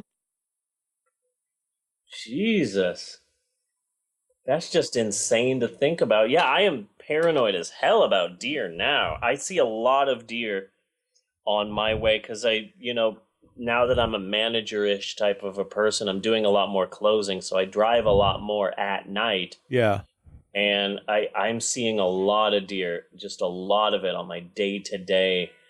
And I'm just so paranoid that apparently deer are like the leading cause of animal death. Like, deer kill more people than sharks. Yes. And it's just crazy to think about. We need to have a deer week.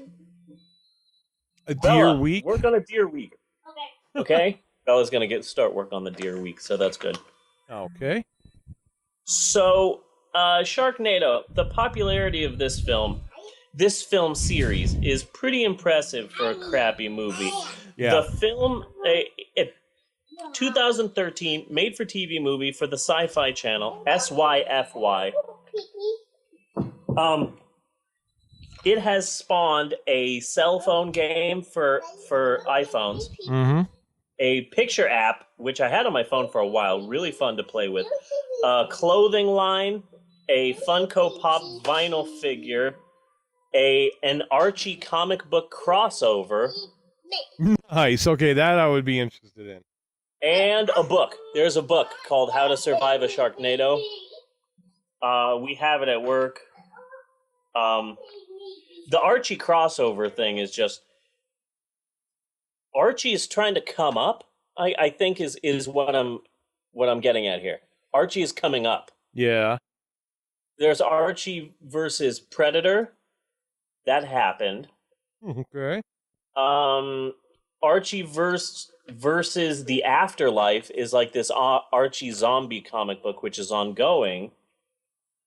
Who owns Archie these days? The same people own Archie, but the thing is that they started this brand new line of Archie comic books, which are basically what-ifs. Yeah. So they got a whole bunch of press like a year ago because they killed off Archie. And they said, oh, no, Archie's being killed. Archie's being killed. It's like, no, he's not really being killed because it's the weird what-if Archie universe. Yeah. Archie isn't really battling Predator. Archie isn't really going up against Freddy and Jason. These are all just what-ifs, part of this weird Archie crossover universe that they've created now. Yeah, but really... that would make the Justice League movie rock. Yes, if Archie was in it. I would go fucking see it if Archie was in it. Fuck Batman. Yeah. Now, speaking of, there is a Batman pornographic film that's out there. And there's an Avengers one, too. There's actually two different Yeah, Avengers. and I just on YouPorn just the other day, I found Avengers 2. Yes, I have that. There is no Ultron in it, though. I was a little disappointed. No, there is not. No, there is not. A lot of parodies. Yeah. Which I'm a big fan of. But this film, Sharknado, or Sharknado, if that's how I'm not sure which pronunciation we want to go with. But I think it depends on what part of the country you're from. Yeah. This is a film from the Asylum. Yes. And I feel that we should talk about the Asylum.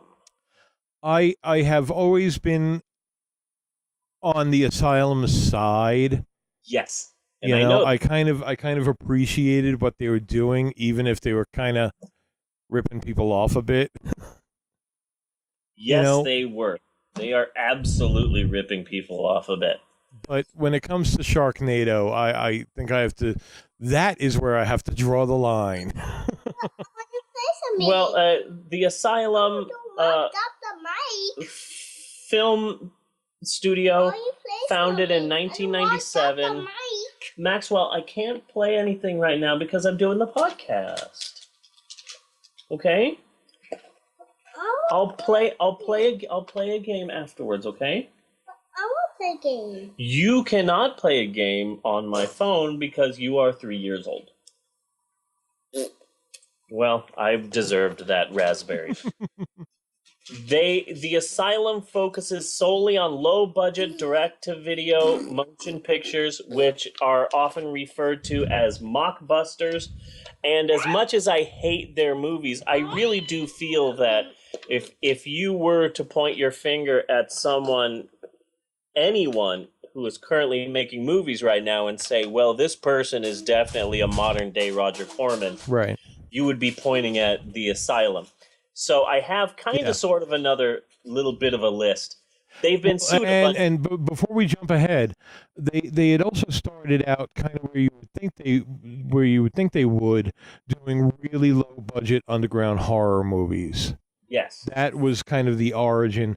I remember seeing the Asylum name come up on a few titles, none of which were particularly memorable. Yeah. But they really got their niche when it came to the world of mockbusters, trying to trick people basically into renting a movie. So here is just a random list of some of my favorite mockbusters from the Asylum. H.G. Wells's War of the Worlds. Right, that's one with C. Thomas Howell. I've not gotten around to seeing it. Yeah, not to be better than the Tom Cruise one. Yeah, not to be confused with Tom Cruise's War of the Worlds. There had to have just been so many people who rented this movie expecting to see Tom Cruise, but instead they get C. Thomas Howell. Mm-hmm. And that's the thing. That's the key to Asylum, is that they would get that fucking movie out and on the video stores when the big budget movie was about to break. Yeah, they have never lost money when it came to one of their movies. And there is like a sort of begrudging respect you can give them for that. I mean, sure, the movies are all shit, but they've never lost money from making these movies. So there's something there. Snakes on a Train. Snakes on a Train, yes. Not to be confused. This one I hadn't heard of, but this is just... When I heard this one, that's when I was like, okay, well, maybe you've gone too far. The Da Vinci Treasure. Like, the Da Vinci Code isn't bad enough that you have to make. And this is another one that I hadn't heard of. AVH, Alien versus Hunter. Yes. That was on Netflix for a while. Yeah. Paranormal Entity. Yes. as opposed to Paranormal Activity. Uh-huh. I didn't know that they did one for Pacific Rim, but they did, and it's called Atlantic Rim, Yeah. which is also ridiculous. Uh-huh. Abraham Lincoln versus Zombies. Yes. They've been sued a number of times. There was a lawsuit for their film Age of the Hobbits. Uh-huh. Because apparently they tried to say that, oh no, hobbits, that's a common phrase. And, Tolkien didn't invent the concept of hobbits, so we can totally do this. And they lost that lawsuit. Yeah. Because where the fuck else is there a hobbit? Well, they tried to say that there's some, like, weird aboriginal tribe somewhere that were sometimes referred to as hobbits, and because of that, we can make a hobbits movie. Yeah, no. Dude. No, they were called hobbits because of the book. Yeah. Mm-hmm. Yeah. I've heard of that tribe. Yeah. One you missed was I Am Omega. I Am Omega, yes. I Am Omega. Transmorphers. Yeah. Which is amazing. The first one that I really saw, or, the first time I really became aware of the Asylum was when I watched Titanic 2. Yeah. Because I remember seeing that on the shelf and just going, oh my God, Titanic 2, really? Someone made this? This is a movie? Okay, I have to watch this. Yeah. I have to watch this. This has got to be so bad that this is going to be wonderful. And I quickly learned, no, it's so bad, it's unwatchable. Yeah. Really, really bad. I'm not I'm sure. Like, damn it! I paid money to rent this. Oh man. I'm not sure if this is an Asylum movie. I think it might be. It was on Netflix for a little while, and it was something like Nazis at the Center of the Earth. Yes, that is one of theirs. Yeah. Okay. Had Jake Busey in it. Good God. Jake Busey? What a piece of shit. From Contact? Yes. Yes, that is definitely an Asylum film. He inherited his dad's cocaine habit. Yeah. Oh my God. I couldn't fucking believe it. I mean, like, I'm reading the whole synopsis, and I'm even sitting there watching the movie, and I'm like, how did you fuck this up? How did you fuck this movie up? How do you put reanimated Hitler's head on top of a giant fucking robot and make that boring? How did you manage that? Zombie Nazis. Yeah. It should be impossible to make this into a bad movie. But somehow you did it. Like, I watched the first Transformers movie, and I'm like, oh, wow, this movie costs like $200 million to make, and all of these computer-generated special effects, and I just watched it, and I just thought, look how much work it takes to bore me. How amazing is this? Mm-hmm. That so many people work so hard and spend so much money to bore me. Mm-hmm. Like, I almost felt bad. Can you play something? No, I can't play something. I'm doing the podcast. Hey, don't stick Maxwell. But the first thing that I ever really saw of the Asylum, and which I am a fairly big fan of, is Mega Shark versus Giant Octopus. Yes. Because they did that.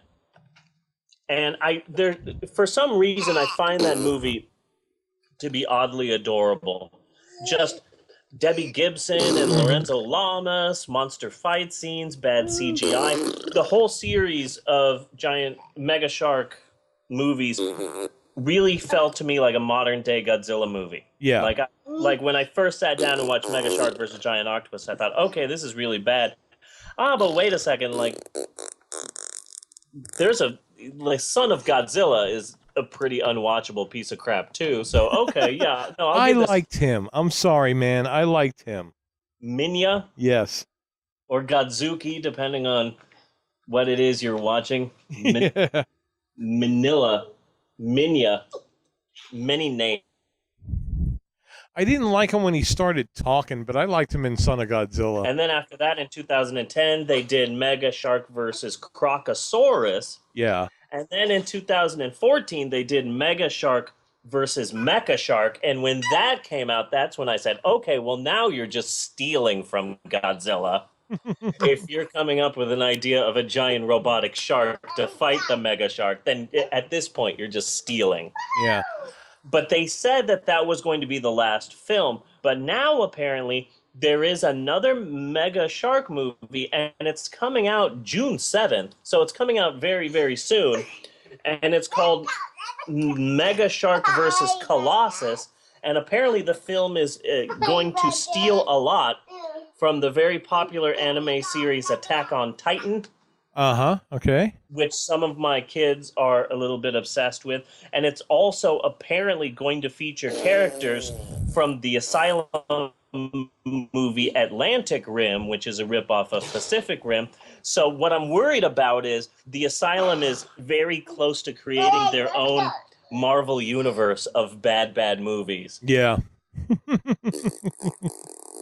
Like, I don't want Transmorphers to show up in Sharknado 3 or something like that, you know? Yeah. Like, you're not Marvel.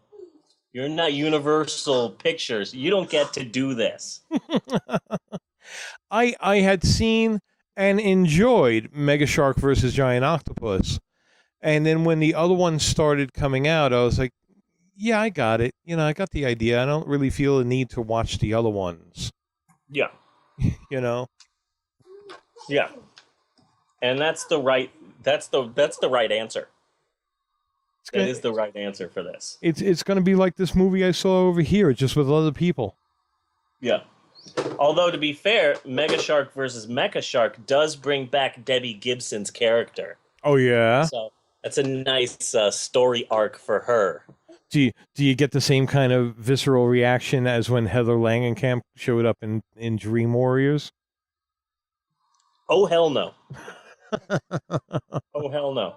Oh, hell no is also the subtitle for Sharknado 3. Sharknado 3 Oh, Hell No is premiering this July 22nd. The third Sharknado movie is going to be focused primarily within the White House. In and around Washington, D.C. Sharknado 2, the second one, that one was in New York City, and it featured a whole bunch of people. Like, too many people. There were too many people. Yeah. Sharknado 2. Because at that point in time, Sharknado was such a big success that everybody in the world wanted to be in Sharknado 2. And it was just way too many people. But Kurt Angle was in it. Oh, yeah? And I mentioned it, I think I mentioned this in the Guardians of the Galaxy episode that we did, that when I saw Guardians of the Galaxy, I was like, oh, well, good for you, Batista, because Kurt Angle just did Sharknado 2. Yeah. And it's like, wow, who would have thought that, like, the Olympic gold medalist WWE champion would be doing Sharknado 2 and Bautista would be starring in, like, the biggest movie of the summer? I really would have thought that those two would have been switched around, like, back in the day. But, you know, good for you, Kurt Angle. You were in the same movie as Robert Klein for about 20 seconds. Robert Klein? He's not dead? Has his leg stopped? No, he's in Sharknado 2, the second one. Yeah. So one of the things I wanted to do, it was to really take our time and go over the plot of the movie Sharknado. Because there's a lot going on in the plot. Yes. It's a very layered plot, a very intricate plot. There are a lot of different sort of, you know, lines intertwining, and they all come together. And I just wanted to take our time and just go over the very difficult and intricate plot of this week's movie. Yes. Yes. I agree. I think we should take a break first. Yes, before good thinking. diving in. Good thinking, But, because this will take a while. And I do have some things to say about this. Okay. Good. So, we will be back right after this. Push so we can get the baby's head out. Come on. Would you like to talk back to the Pope on Film? A little more. Push down. Like really our hard. Facebook page by searching Pope on Film. You can follow us on Twitter at Pope on Film. Or hey, even email us at pope@undeadcow.com. Not sure how to listen? Well, you can find us in the iTunes store by searching Undead Cows. It's fine. It's all one word. Undead Cow. And you can check us out on YouTube even. It's youtube.com/listener/ Check us out on YouTube at youtube.com/users/Undead Cow Films. Or, if you need to, find us at Stitcher. Stitcher. Because not all of us have a great phone.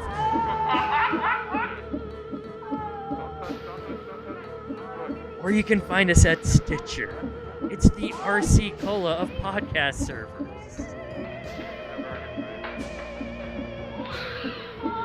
Or if you must, you can close your two-color version of Tetris on your flip phone and find us at Stitcher.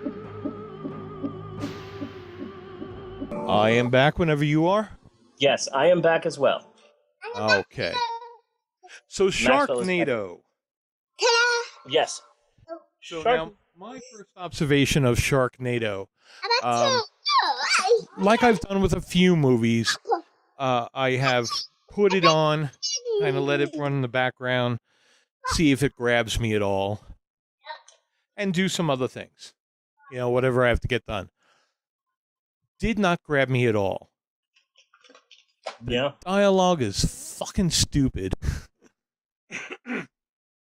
Well, and then I watched it again, where it's like, okay, gotta watch this for the podcast. Gotta do it. Gotta have some kind of opinions. Gotta have something to say about this. So yesterday, I just sat and I shut everything else off, and I just sat and watched it. And that's where I was feeling like, okay, I kind of get it. Kind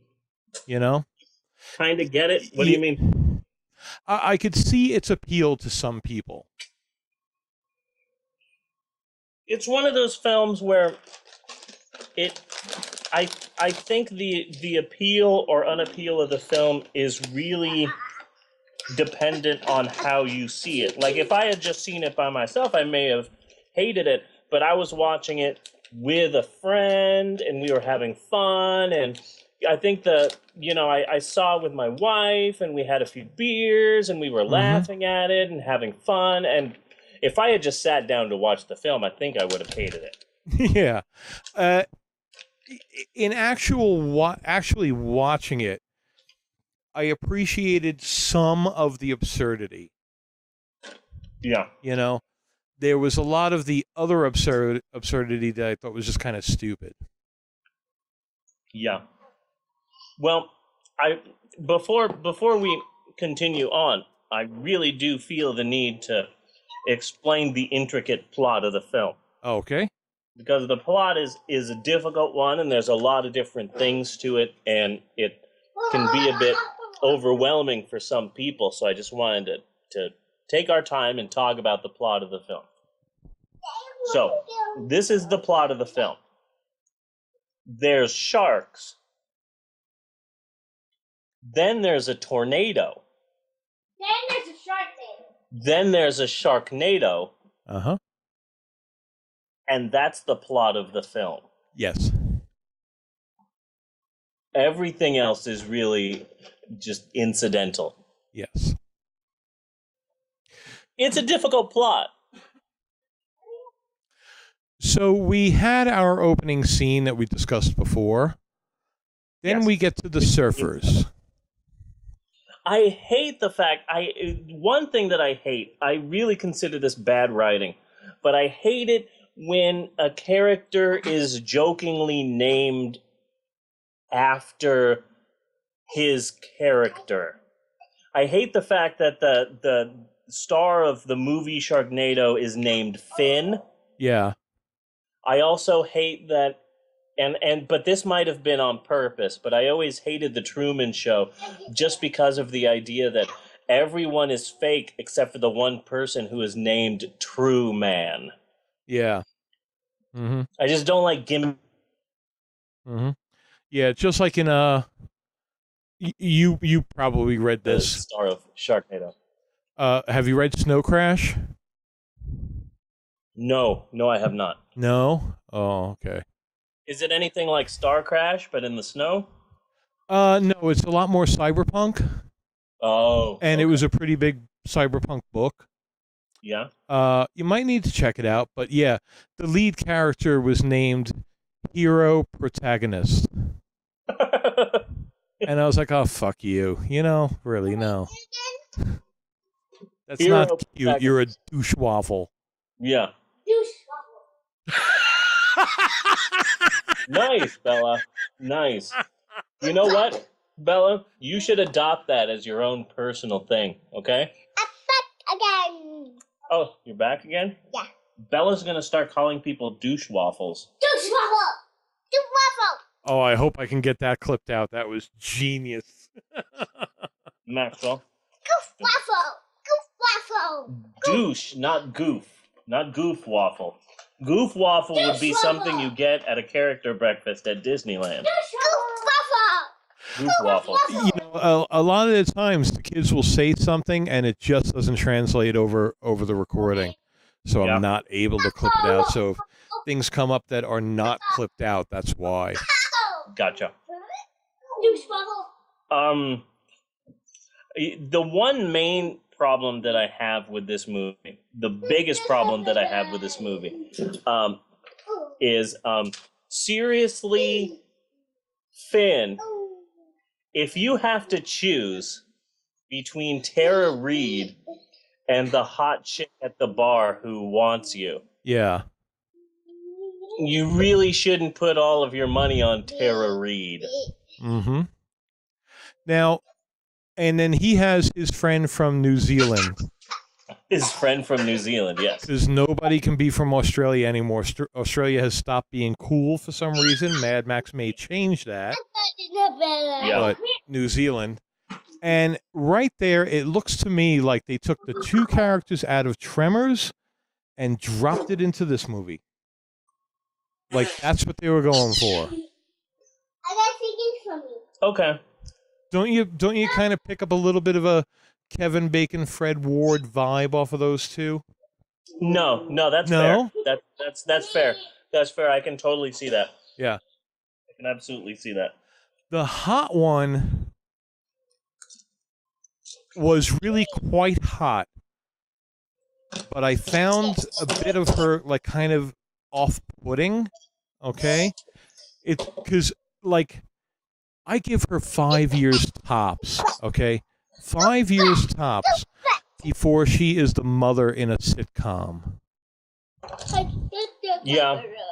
And even worse, a worse fate for her that I can also see happening, because she was hot, but if you notice, they didn't show her body very much. No, they did not. And when they did, she looked a little meaty. Yeah. Which I have nothing against. But if she picks up a few more pounds, she's the wacky neighbor. Yeah. Okay. You know? Yeah. I could see her also going to Scientology. Oh, yes. I mean, I really appreciate her looks. I thought she was really hot looking, you know, but I kind of feel like if you want to appreciate that hotness, you better hurry up because I'm betting it's not going to last. Yeah. I was upset that she wasn't in the sequel, Sharknado 2, the second one. Yeah. I was upset about that.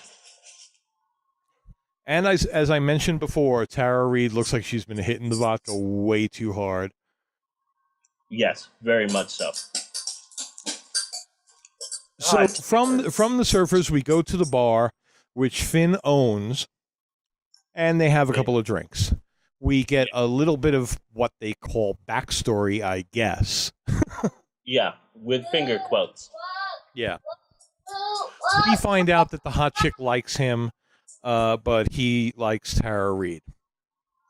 That's about the extent of the backstory there. And there was a drunk guy on a stool. Yes. Played by the dad from the Home Alone movies. Yes, and Big, and 100 other things. He's always been a really solid actor.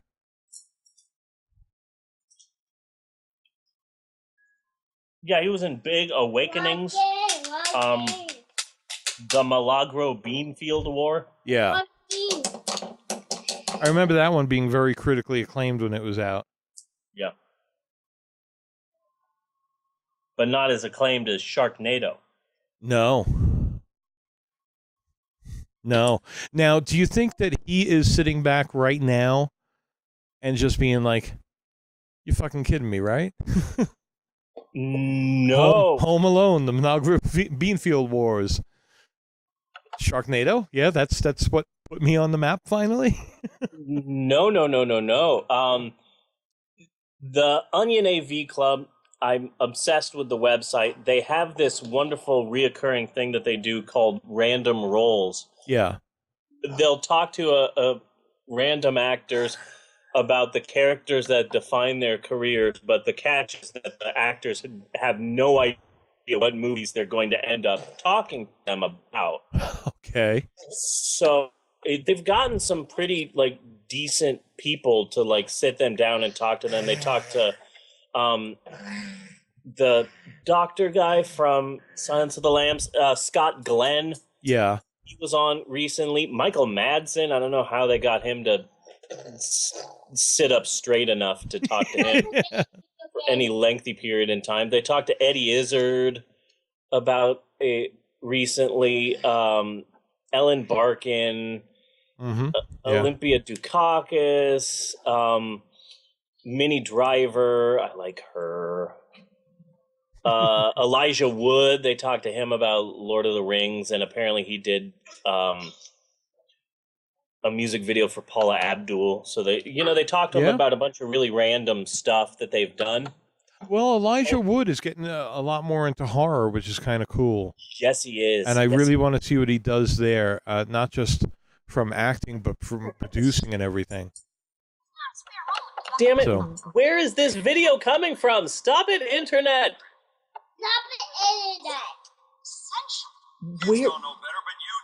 Where is this video coming from? Stop it, video. God, I hate that. Don't you hate that, Bella, when you're on some website and it starts throwing a commercial down your throat? Oh, I hate that. Anyway, recently they did John Hurd, and they asked him about everything that they were supposed to ask him, but they asked him about Sharknado. Yeah. And he said, I was right. I was 100% right, and I'm going to take full credit for it. When my agent called me up and said, "Do you want to be in a movie called Sharknado?" I said, "What is it about? Is it really from sharks falling out of the sky and eating people?" And she said yes. And I said, "Well, definitely, that is going to be a huge, huge hit. That is going to put to rest the Home Alone dad image. I'm going to be the Sharknado drunk instead." Yeah. And he did a good job. Yeah. He also goes on to explain how upset he was that he couldn't be in the second film because they killed him. Yeah. Which was a friggin' shame, but I guess they couldn't afford him any longer. Yeah. But I read, as long as you keep bringing in the vodka, she's okay. Yeah. Yeah. I don't think they have to give her that much. But good for John Hurd. I was just happy to see him in this. Yeah. Oh, yeah, yeah. He's great in this. He is wonderful in this. Again, it's like seeing an old friend. Yeah. Freaking love John Hurd. So now, is it just the tornadoes coming in at this point, or are the sharks already in the tornado as they're fleeing the bar? No, there's some sort of massive storm which is causing the sharks to already be on the beach. so that when the tornado hits, it's picking up the sharks that are already there. Yeah. It's interesting that this film caused so much of a discussion and debate of like, oh, so would this actually happen? And you know, I read an article in Mother Jones magazine about the scientific theories Yeah. of Sharknado. It's like, well, okay, I don't think you need to think too hard about this movie, everybody. No, exactly. I have done a lot of studying about Sharknadoes, and I'm familiar with that article and going through all the scientific possibilities. And no, Yeah. just Yeah. no. It's fucking ridiculous, people. No. But did you the deer crossing signs? Did you hear about Tigernado? Tigernado? No. Yes. That happened a couple of weeks ago. Remember when we were doing the podcast and then it got interrupted by the tornado sirens? Yeah. Well, apparently Moore, Oklahoma was hit by a tornado pretty bad again. And so there were all these stories about all the various places that were hit by the tornado. And a story came along that apparently there is a zoo/wild animal preserve somewhere at or near Moore, Oklahoma, that was hit by the tornado and caused the majority of the zoo animals to break free. Okay. So suddenly there were all these stories on Twitter and on the news of like, okay, so it looks like animals may have been released. So if you live near Moore, stay in your homes. Don't go outside because you know the animals are free. It turns out that a lot of that was just bullshit and the media kind of hyping things up. Yeah. But a lot of animals did apparently die or get free. So out of nowhere, Twitter and Facebook just exploded with the idea of, well, this could be a Tigernado. Because the first story said that the tigers have gotten free. The tigers have gotten free, and now the tigers are out there in the tornado. So stay in your homes because the tornado's coming, and there are tigers. So suddenly everybody was talking about, oh no, Oklahoma just got hit by a Tigernado. As it turns out, it was not a Tigernado, but Moore was damaged so much by the tornadoes that they're now here in Oklahoma selling Tigernado shirts. Yeah. And the proceeds for the shirts go to help rebuilding the city of Moore. So Okay. I just think that's a pretty neat story. I survived a possible Tigernado. Well, it certainly turned out to have a good benefit. Yes, it did. It Yeah. did. But I still hear people here in Oklahoma talking about the Tigernado, and that just really brings a smile to my face. But now, okay, you're in Oklahoma, so do they believe it? I don't know. They do believe that Harry Potter is witchcraft. Okay. I hear a lot of people talk about how evil Harry Potter is, so they probably do believe in the Tigernado. Yeah. Probably see Sharknado as a documentary. You gotta move. You gotta move or be I know I really do. careful, man. Sooner or later, they're just gonna like all stop. Like a bell is gonna ring, and everybody in Oklahoma, the entire fucking state, is gonna turn and look in your direction, and then start chanting, "Heretic, heretic, heretic." I fear for you, brother. I do. Get out of felt there. I felt that way yesterday when my 13-year-old daughter graduated 8th grade. The graduation was held in the high school, and the auditorium was just huge, and it was full, and I was just looking around, and it's like, okay, well, I'm apparently the only person here who doesn't vape. Okay. I'm the only man here who's not wearing jeans. I'm the only guy who doesn't have a chew in his back pocket. Yeah. I'm the only Mexican here. It really, usually I don't get freaked out too much by the differences of Oklahoma and everywhere else, but yesterday at that graduation, I was just hearing everybody hooting and a hollering. And I was just, oh man. Please tell me there was at least one yee-haw. There was at least one yee-haw. I really, I felt so extremely out of place. I was just like, honey, I think I might be lynched here. I think they're really gonna lynch me. I'm really freaking out, honey.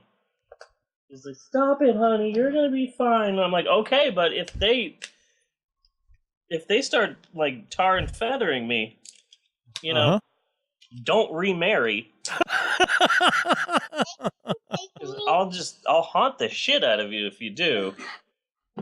I will come for you in the night, and we'll make sure you get no sleep.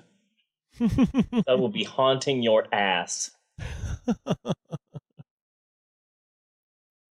Maxwell, you dropped my phone. Now my phone has to reset. That's what this is. That's what's happening there. You're a Maxwell-nado is what you are.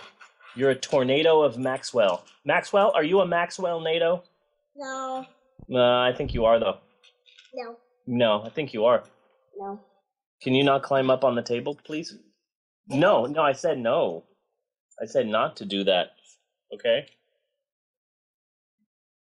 Maxwell, do you like Sharknado? No. You don't? But it's a tornado of sharks. No. You don't like a tornado of sharks? Maxwell doesn't like it. Bella likes it. What? Sharknado. Oh, yeah. Sharknado is awesome. Yeah. I'm hoping in the next couple of days to record a commentary with Bella and I. That would be cool. Mm-hmm. Yeah, because that would be fun. Oh, now you're talking to the podcast. You're talking to the podcast? What do you have to say to the podcast? I like big bucks. Like, all the brothers can't lie. The girl walks in the street. You get burned. Good job, Maxwell. A girl walks in the street? Is that what you said? That's dangerous. You're going to get hit by a car. Never mind. I can't remember. No. We get brung. Yes, that's right. We get prung. We get prung.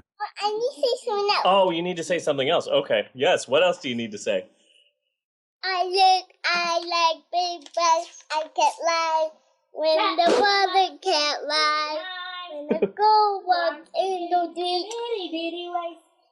You get brung. You get sprung. Good job, Maxwell. I need to say something else. Do you need to say something else? Is it going to be the same thing? Goody. I like big bucks. Okay. I can't lie. Oh, okay. Sing it really loud right here. Yes. I look back. I can't lie. Can we get him to do fuck the police? Can't lie. When the girl walks in the teen bag, you get brung. Good job, Maxwell. No, you're just going to sing I Like Big Butts again. Daddy wants to try and do his podcast here. Okay? I'm quite proud of your ability to somehow sing the song I Like Big Butts, but let's try and can you sing a song about Sharknado? Yeah. Okay, because that would tie in. Sing a song about Sharknado. Yes. Maxwell, you getting prepared? Okay, sing a song about Sharknado. Because there's a tornado coming to eat us. Because there's a monster coming to fire us. Because we're going to be scared. Hey, run! That's a really good scared, Maxwell. That's very, very good. Can I do your podcast? I'm going to shoot the podcast. You want to do my podcast? No, I'm going to shoot the podcast. No, Bella, put the gun down, okay? Never! There are other ways to handle this, Bella. Put the gun down. No! Bella, don't shoot my podcast. I'm gonna. Don't shoot my podcast. I will. How many times have I told you not to shoot my podcast? 5, 4, 3, 2, 1. Okay. All right then. Bella, Max, stop shooting my podcast. I can't shoot that ugly girl. Okay. Maxwell, I don't think you can do my podcast, okay? But you're being a very big help, okay? Thank you for helping me with my podcast. I can't. I need to tell you something. What do you need to tell my podcast? When Bella walks with a tiny bite, you get bung. Okay. You really do like that song.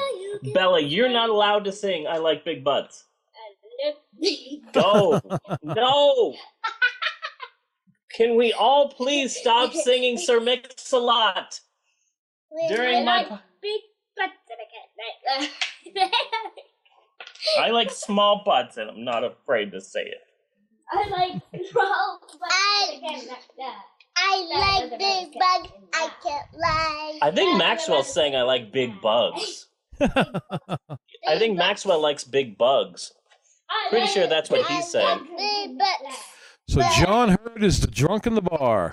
Yes, John Hurd. Drunk enough that he thinks he can actually get the hot chick. Yes. You get bung. Kids, stop singing this. No. Yes. No. Trying to power through this.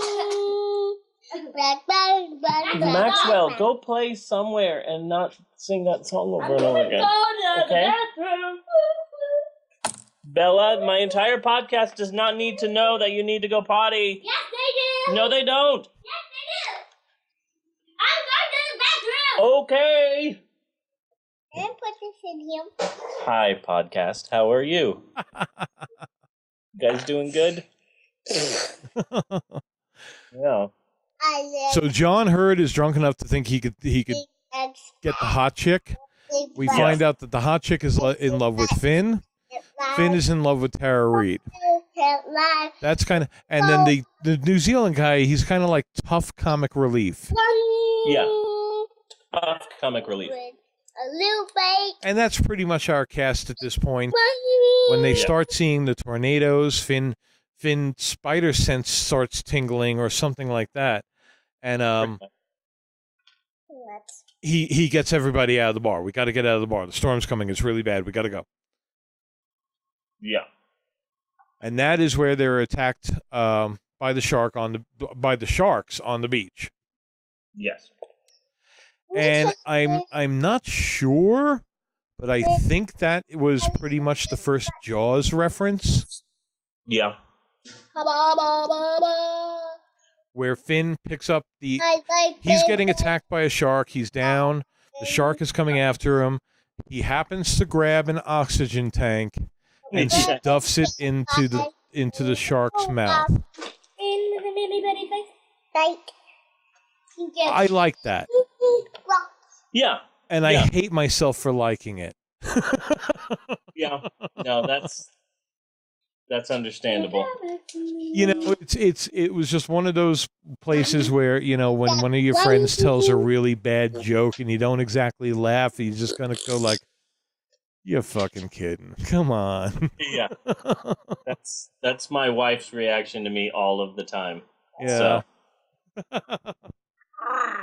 So I know how that is. But at the same time, I didn't like it because I really felt the makers of the movie on the side of the television, but like, see that? Jaws reference. Wasn't that funny? That was funny. Yeah.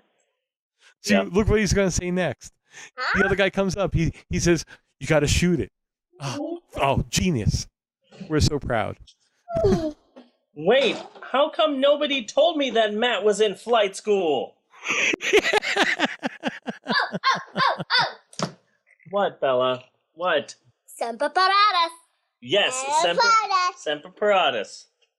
I gotta say something. That means be prepared. Are you just gonna sing I Like Big Butts, or are you gonna say something? Big butts. I can't lie. Yes, Baby I know you I can't lie. I know. No, you don't have to sing that. We're trying to talk about Sharknado right now and not Sir Mix-a-Lot. This isn't. Has Sir Mix-a-Lot been in any movies? I think he might have been in one or two. I can't. For a second, I was thinking of Ace Ventura: Pet Detective, but I'm pretty sure that's Tone Loc. Mm. And not Sir Mix-a-Lot. Yeah. Yeah, that was Tone Loc. Is there a Tasmanian devil there? No, that's Maxwell. He's going insane. He's going insane. He had a little bit of my coffee, and now he's going to kill us all. Stop typing on the computer. I'm trying to do the podcast. Ow! Don't throw a dragon at me. Hey! So Finn shoots the canister, and the shark blew up. Is it coffee? No. It's not coffee. It's water. You can't have any more coffee. There's no more coffee. It's just water. You have water. You have your own water. Let Daddy have his own water. These kids are driving me insane. Yeah. These kids are driving me insane. Driving me nuts. You don't have like a dog kennel you can lock them in? Nope. No, I do not. I have a dog kennel, but it's filled with dog. It is dog full right now. I don't think the dog would mind. I think the dog would mind. Our dog is a horrible dog. Stupid. We have a dog who just wants to be a very lazy cat. Yeah. So just lays around and does nothing. Adds nothing to the family. Do you think maybe the dog has low self-esteem? Maybe. I should get it some doggy Prozac. No, I'm not going to paint your nails right now. I'm doing my podcast. I can't paint your nails sparkly gold. Ask Emerald. Why don't you ask Emerald? She's 13. She can paint your nails. Ask her. Go ask her. I think that maybe if you gave the dog an award for getting up, going over to another part of the floor, and laying back down,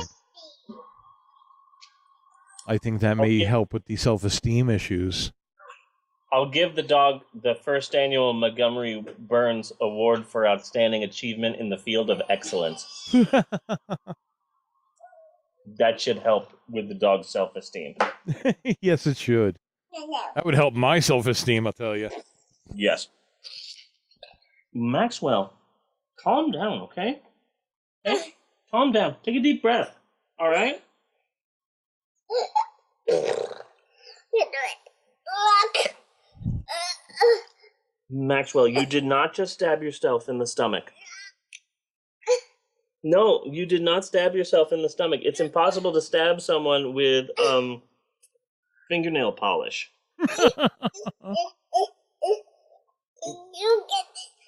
Okay, yes, look at that. I got the fingernail polish out of your kidneys. There you go. No, you did not stab yourself in the kneecap with fingernail polish. A kneecap is very hard. Hard to penetrate the bone, Maxwell. Oh, man.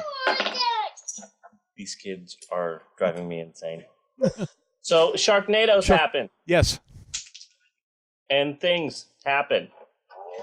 Things happen. They have to get to Tara Reid's house because Finn is still in love with him.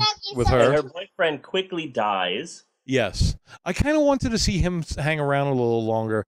This movie really kind of needed more of an asshole. Yeah. I really liked the scene where they're saving the busload of children. Yeah.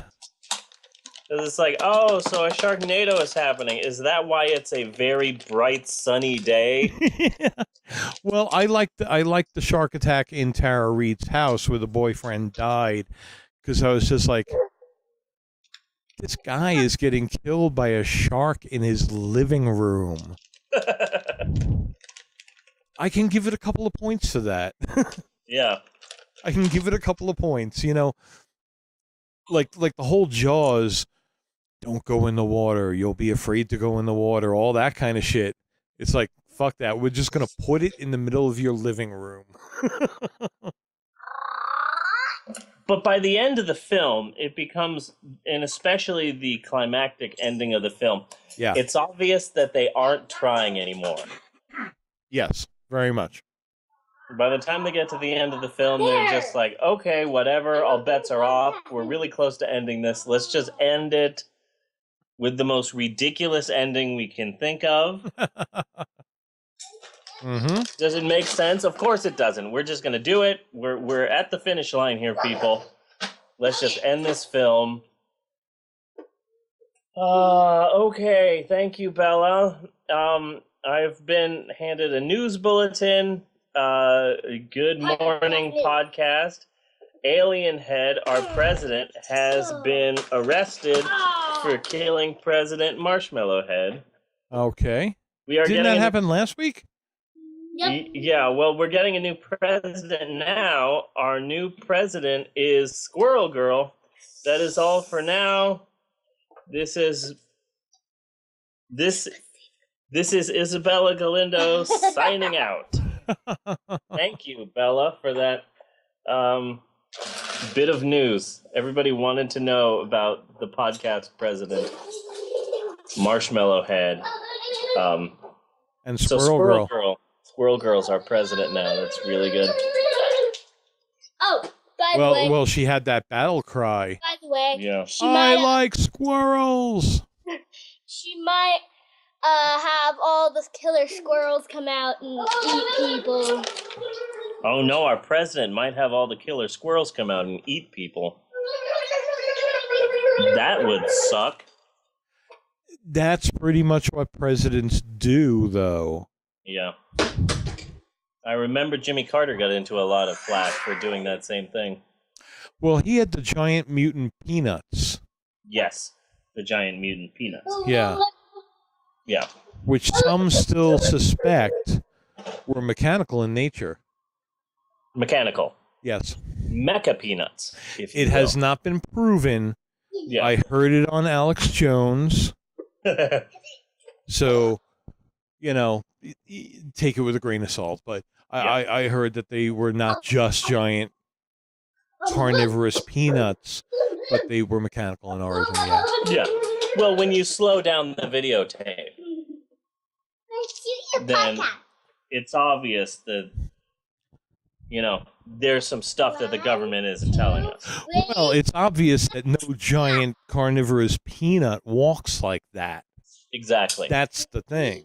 2, 1. Exactly. When you look at the blueprints, when you slow down the tape, Maxwell, stop climbing on me. Okay? What are you doing? Are you trying to kill me or give me a lap dance? What are you doing? Bella, stop dancing. Both of you guys, what is up? Stop taking over my podcast. 1, 2, 3. Maxwell, stop shooting the toy gun. That is literally a toy gun. Now, that is a toy gun. I don't know how he got that toy gun, but that is a toy gun. Okay. Oh, Jesus. I think we might have to end the podcast. Yeah. Because these kids are all over me, and I will need to drug them. Okay. And throw them in the tool shed for the night. No!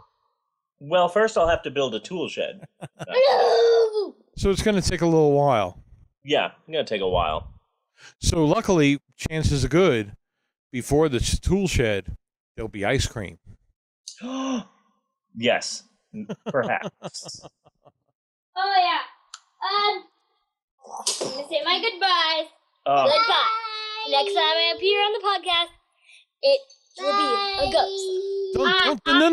No. Don't go talking to the podcast now. You two just ruined the podcast. Yeah, you Don't go talking to the podcast now. The podcast has had it with you. The podcast has had it with you kids. Trying to take this over. Except for you, Maxwell. You're very cute. No clips for them this week. No clips of you guys this week. You guys are going to make us lose our sponsor, Black Dress Warehouse. The very lucrative Black Dress Warehouse. Very lucrative Black Dress Warehouse account. Mm-hmm. But yeah, I think I need to make some dinner and get some Adderall for these kids. Okay. Want to decide what we're doing next week later? We already did Frankenstein.